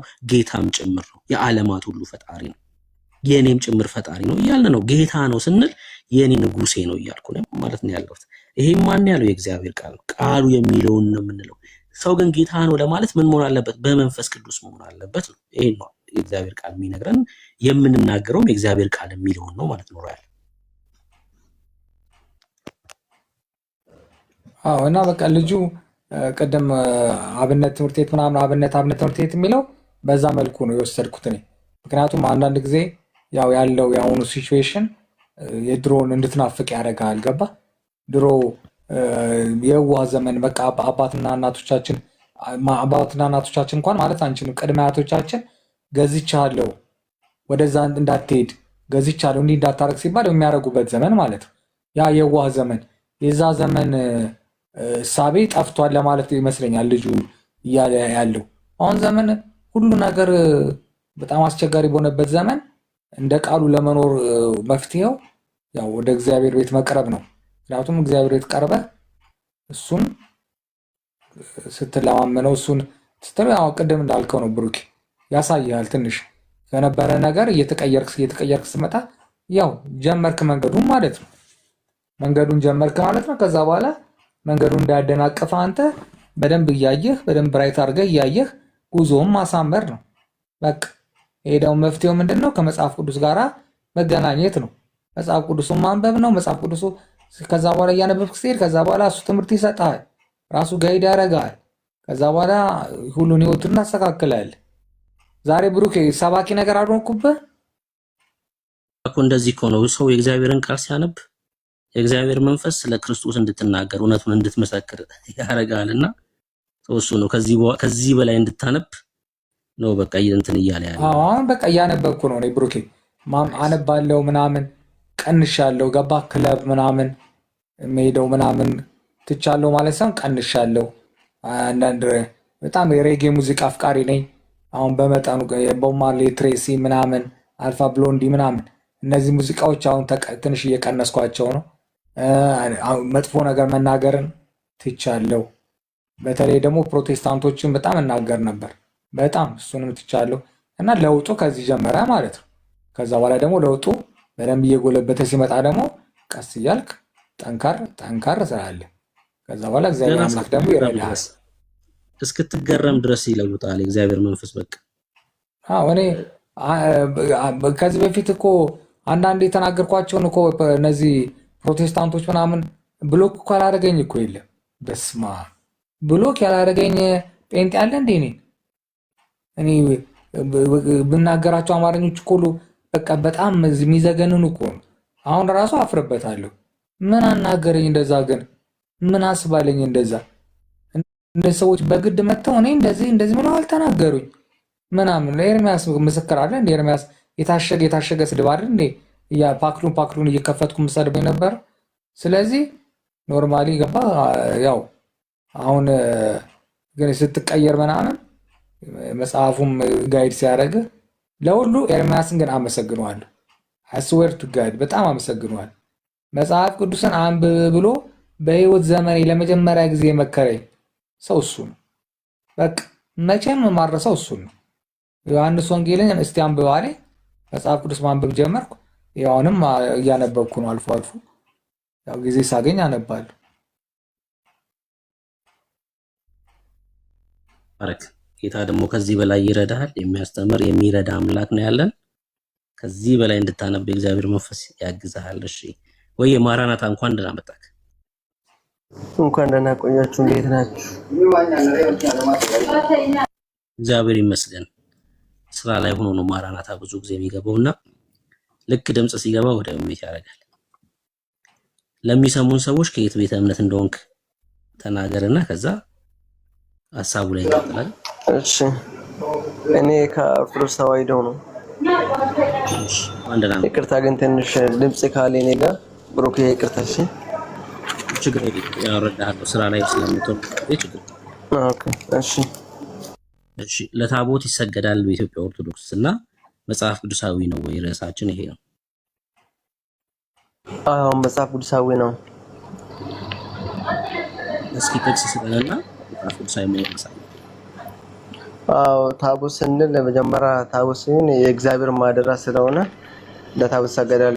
መጽሐፈ ኢያሱ ምዕራፍ 7 ቁጥር 6 ኢያሱ ምዕራፍ 7 ቁጥር 6 ቅርታ መጽሐፍ ካለ ብታነብልኝ ደስ ይለኛል። እኔ ስራ ቦታ ስለሆንኩ አልያዝኩ። ችግር የለውም። እሺ በታቦቱ ፊት እንደሰገዱ ይናገራል። ልክ ነህ። እሺ ይሄው ለታቦቱ ይሰገዳል እኮ አሁን ያ ታቦት ያ የእስራኤል ሕዝብ የሰገደበት ታቦት ነው እናንተ ጋር ያለው። የብሉይ ኪዳን ታቦት የለም፣ ግን አሁን የኛ ያለ ነው የአዲስ ኪዳን ታቦት ነው። ቢሆንም አሰራሩ ላይ እንጂ ታቦት የእግዚአብሔር ማደራ ነው። የብሉይ ኪዳን ታቦት የጽላት ማደራ ነበረ። ጽላቶቹ ደግሞ ጌታ ኢየሱስ ክርስቶስ 10 ትእዛዛት ጽፎ ለሙሴ የሰጠበት ነው። አሁን ደግሞ ጽላትም ታቦቱም አንድ ነው።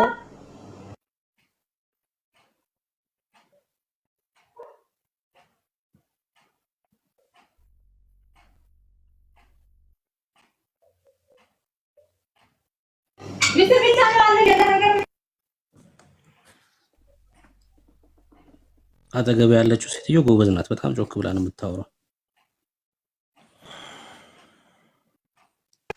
እና ይቅርታ ለአዲስ ኪዳን ደግሞ ጽላትና እንትን አንድ ነው። ጽላትና ታቦት ያው ጽላት ይባላል፣ አንድ ነው። እሱ ደግሞ የእግዚአብሔር ማደራ ነው ማለት ነው። ምክንያቱም የእግዚአብሔር የኢየሱስ ክርስቶስም ስለተጻፈበት ስለዚህ ይሰግድለታል ማለት ነው። ለታቦት እኛ ኖርማሊ ለታቦት ሳይሆን ለጌታ ኢየሱስ ክርስቶስ ስሙ ስለተጻፈበት ለሱ ነው የምንሰግደው ማለት ነው። እሺ እኮ አሁን በአዲስ ኪዳን የብሉይ ኪዳን የለንም፣ የአዲስ ኪዳን ያለን እኛ የአዲስ ኪዳኑ ደግሞ የእግዚአብሔር ማደሪያ ስለሆነ እንሰግዳለን ብለሃል። እስኪ አሳየኝ በአዲስ ኪዳን ታቦት መኖሩን እና የእግዚአብሔር ማደሪያ መሆኑን፣ ከዛ ለዛ እንደምትሰግድ ያው የቀደመው ሕዝብ ስለሰገደ እንደነሱ ሰገድኩ ነው የሚል ሐሳብ ስለሆነ ማደሪያ የሆነ ታቦት በአዲስ ኪዳን መኖሩን አሳየን እና ልቀበልክ። እሺ ማቴዎስ 5 ምዕራፍ 5 ቁጥር 17 አንብብልኝ እስቲ። እና ነቢያትን ልሽር አልመጣሁም ልፈጽም እንጂ አለ ጌታ ክርስቶስ ኢየሱስ። ስለዚህ ስግደቱ አልተሻረም ማለት ነው። እሺ ሌላ ደግሞ ቆይ እኔ ስግደቱ ተሽሯል አልተሻረም ሳይሆን ታቦት መኖሩ ራሱ አሳየኝ ነው ጥያቄ። በአዲስ ኪዳን የእግዚአብሔር ማደሪያ የሆነ ታቦት መኖሩን አሳየኝ ነው ጥያቄ። መጀመሪያ ሙሴ ከእግዚአብሔር ላይ የወሰደው ታቦት ሰብሮ ነበር አይደል? ድጋሚ ግን ታቦት እንደተሰራ መጽሐፍ ቅዱስ ይናገራል። ዘጸአት 34 1 ላይ አልተሰበረም። ታቦቱ ሀገር ነው። ሚውት አድርጊልንሽ ወይ ሚውት አድርጊልን፣ ድምፅ አለ። ታቦቱ አልተሰበረም። ማራናታ ታቦቱ ተሰብሮ ድጋሚ አልተሰራም በጭራሽ። ሙሴ ሰበረው ጽላቱ ነው የተሰበረው ጽላት ነው እንጂ ታቦት አይ ታቦት ቦክስ ነው ታቦቱ። አዎ ትክክል ነህ። ይቅርታ ትክክል ነህ። እሺ እንደዛ ከሆነ ጽላቱ ግን ድጋሜ ሙሴ እንደሰራ እናገራለን አይደል? ዘጸአት 34 1 ላይ ሰርታ አምጣለውና እግዚአብሔር ራሱ ጻፈበት እንደቀደመው ማለት ነው። ከዛ በኋላ ይሄ ጽላት ግን አለ እንጂ አልጠፋም አይደለ? አለ እንጂ አልጠፋም ማለት ምን ማለት ነው? ማለት ድጋሚ አልተሰበረም ማለት ነው። ድጋሚ አልጠፋም አለ ማለት ነው አይደለ? ይሄ ጽላት እኮ አገልግሎት ይሰጥ ነበር። እስካሁንም አገልግሎት ይሰጣል። ምክንያቱም አገልግሎት አቆመ ቦታ አይደለም። ለምሳሌ አሁን ሮሜ 3:31 አንብብ እስቲ። ሮሜ 3:31 አንብብ እስቲ ከይቅርታ ጋር። አይ ስለ በጸጋ ስለመዳን ነው የሚናገረው። አይደለም አንብብልኝ እኮ እንደዛ አይደለም። ሮሜ 3:31 እንደዛ አይደለም። ጸጋ ሕግን የሚቃወም አለመሆኑን የሚያሳይ ነው። ሮሜ 3:31 ከዛ የተለየ ነው። ላንብብልህ? እሺ ትክክል ነህ። ስለዚህ ጸጋ የኢየሱስ ክርስቶስ ጸጋ ሕግን አይቃወምም አይደለ? ታዲያ ምንም እኮ አይገናኝም። ይኸውልህ ጸጋ ማለት ለምሳሌ በጸጋ እንድናለን ስንል ሕግን እየተቃወመ አይደለም። ሕግንና ጸጋን እያነጻጸረ ነው ጳውሎስ መጽሐፍ።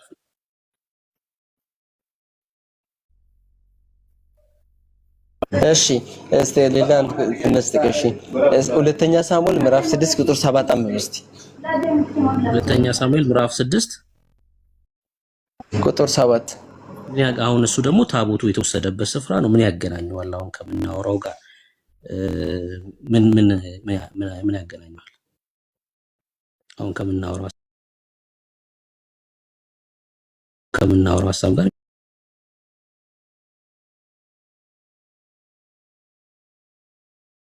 ማደሪያ የሆነ ታቦት አሳየኝ ነው ጥያቄ መኖሩ። እሺ ሁለተኛ ቆሮንቶስ ምዕራፍ 6 ቁጥር 16 ሁለተኛ ቆሮንቶስ ምዕራፍ 6 ቁጥር 16 ላይ ታቦት እስቲ አንብብ እስቲ። ቆይ አንብብ። እሺ ሐሳቡን ልነግርህ ነበር። እሺ አንብብል። የተቀደሰው ከርኩስ ነገር ጋር እንደማይቀመጥ ወይ ደግሞ የቤልሆር ከቅዱሱ ነገር ጋር እንደማይስማማ የተናገረበት ነው ጳውሎስ። ላንብብልሽ አውጥቼ ይኸው ቁጥር 5 ጀምርና እንስተንበው እስቲ። ከቁጥር 5 እስከ ስንት ድረስ? አይደለም ከቁጥር 15 ማለት ነው። ይቅርታ። እሺ ይኸው ክርስቶስ ከቤልሆር ጋር ምን መስማማት አለው? ወይስ የሚያምን ከማያምን ጋር ምን ክፍል አለው? ለእግዚአብሔር ቤተ መቅደስ ከጣዖት ጋር ምን መጋጠም አለው? እኛ የሕያው የእግዚአብሔር ቤተ መቅደስ ነንና፣ እንዲሁም እግዚአብሔር ተናገረ እንዲህ ሲል፣ በእርሱ እኖራለሁ፣ በመካከላቸውም እመላለሳለሁ፣ አምላካቸውም እሆናለሁ፣ እነርሱም ሕዝብ ይሆናሉ።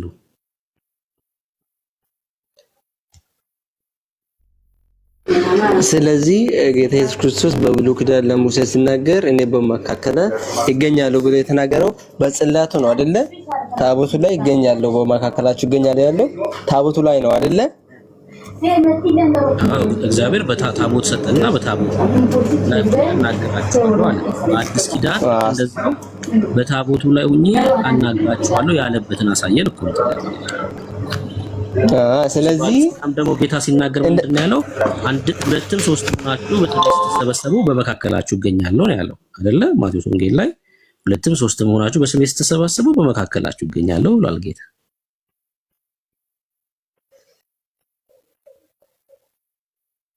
ኦኬ ቆይ እስቲ አንዴ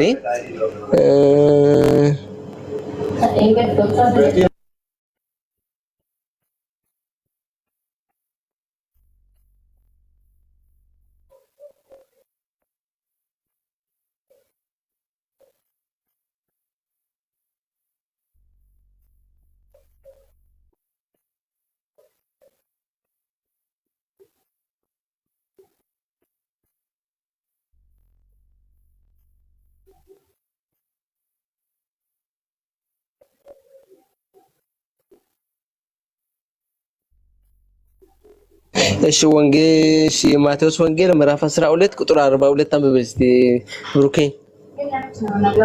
እሺ እሱም አሁን ስለ ሕግ የተጠየቀበት ነው። አሁን ታቦቱ እስቲ ያሳይ እዛ ክፍል ላይ አዎ እስቲ አንብብ። አዎ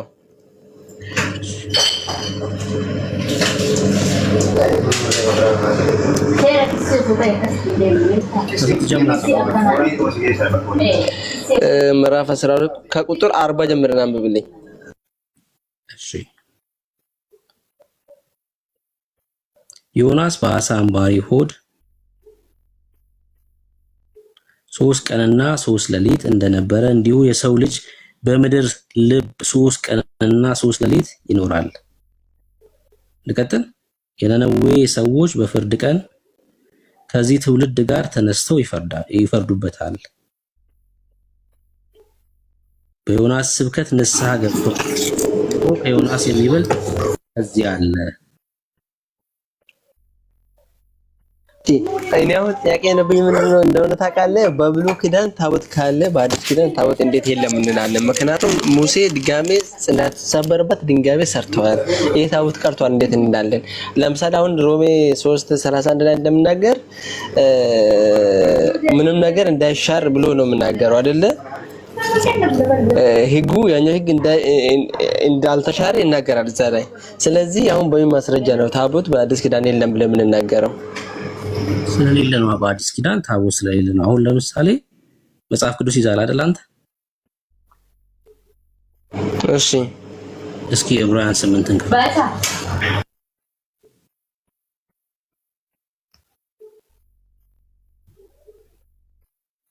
መጽሐፍ ቅዱስ እኮ ከእንትን ላይ ነው ያለኝ ብሩክ፣ ከስልክ ላይ ነው ከይቅርታ ጋራ ስራ ቦታ ስለሚሄድ እንትን ይያለ ደም ታውቃለህ።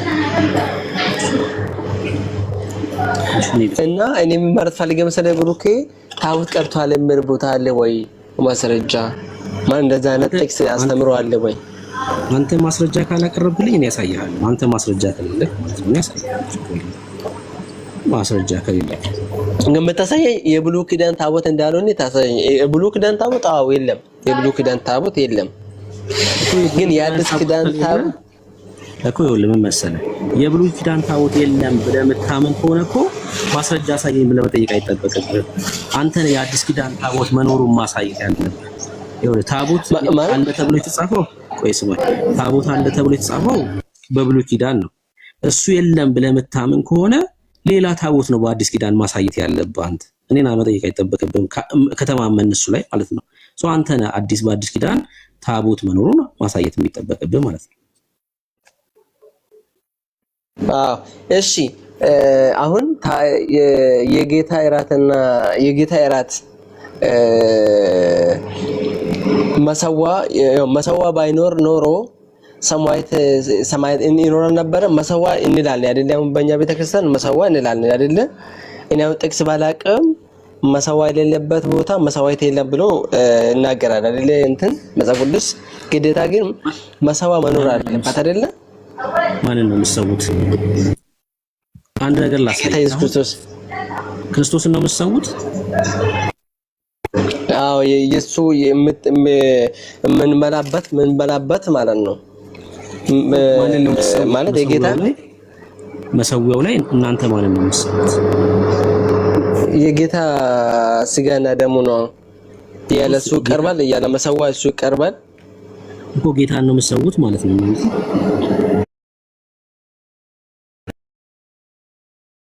ወይም ደግሞ ያለ እኔ ተበላና ተበላም እኮ አይደለም እኮ ጥያቄያችን። መሰዊያው ላይ ማን ነው የሚሰዋው ነው ጥያቄ። ጌታ ኢየሱስ ክርስቶስ። እናንተ በየጊዜው ጌታን ትሰዋላችሁ ማለት ነው። የተሰዋውን እንበላለን እሱ ላይ እንወስዳለን እንጂ እሱ ለኛ ተሰውቷል። ግን የሱ ስጋና የሱ ደም በሱ ላይ ይፈተታል ማለት ነው እኮ። አሁን ለእናንተ መሰዊያ ያስፈልገው ጌታን ልትሰውበት አይደለ? አዎ ጌታን በየጊዜው ነው የምትሰውት ማለት ነው። እናንተ ጌታን በየጊዜው ትሰውታላችሁ። አንድ ነገር ላሳይህ እንዲገባህ፣ እንደው ይሄ ትምህርት ምን አይነት ትምህርት እንደሆነ እንድትረዳው ላሳይህ።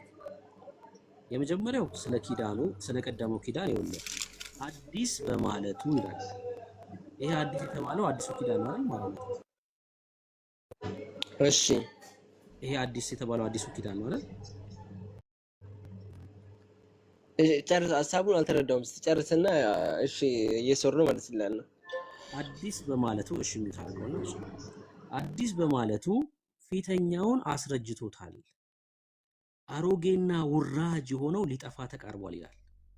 ውራጅ ይለዋል፣ አሮጌ ይለዋል። የቀደመው ኪዳን ውራጅ የሆነውና አሮጌ የሆነው ለምንድን ነው? አዲስ የሆነ ስለመጣ ማለት ነው።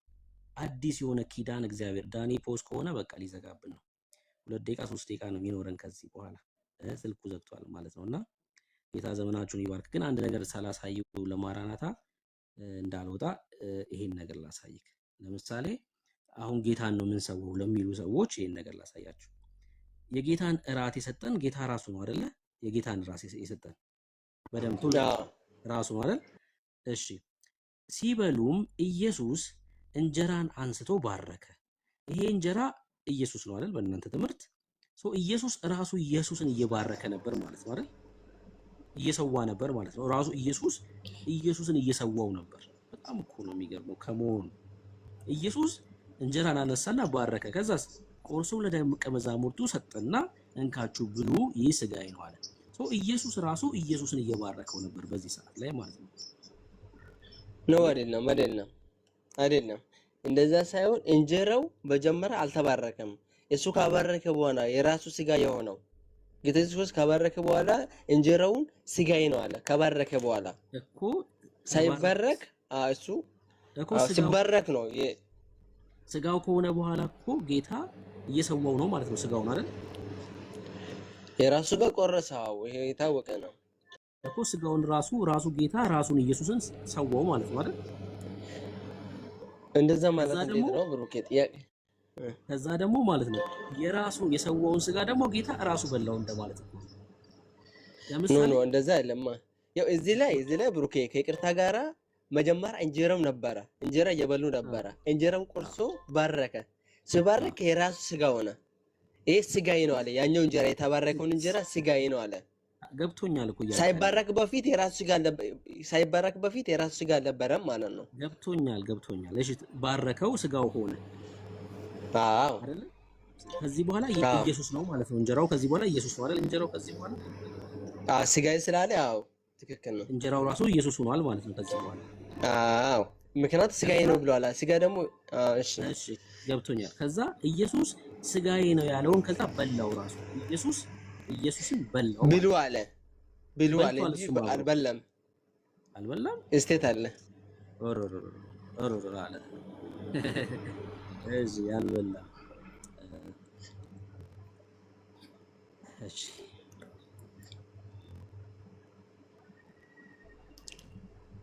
እሺ እንደዚህ ይላል።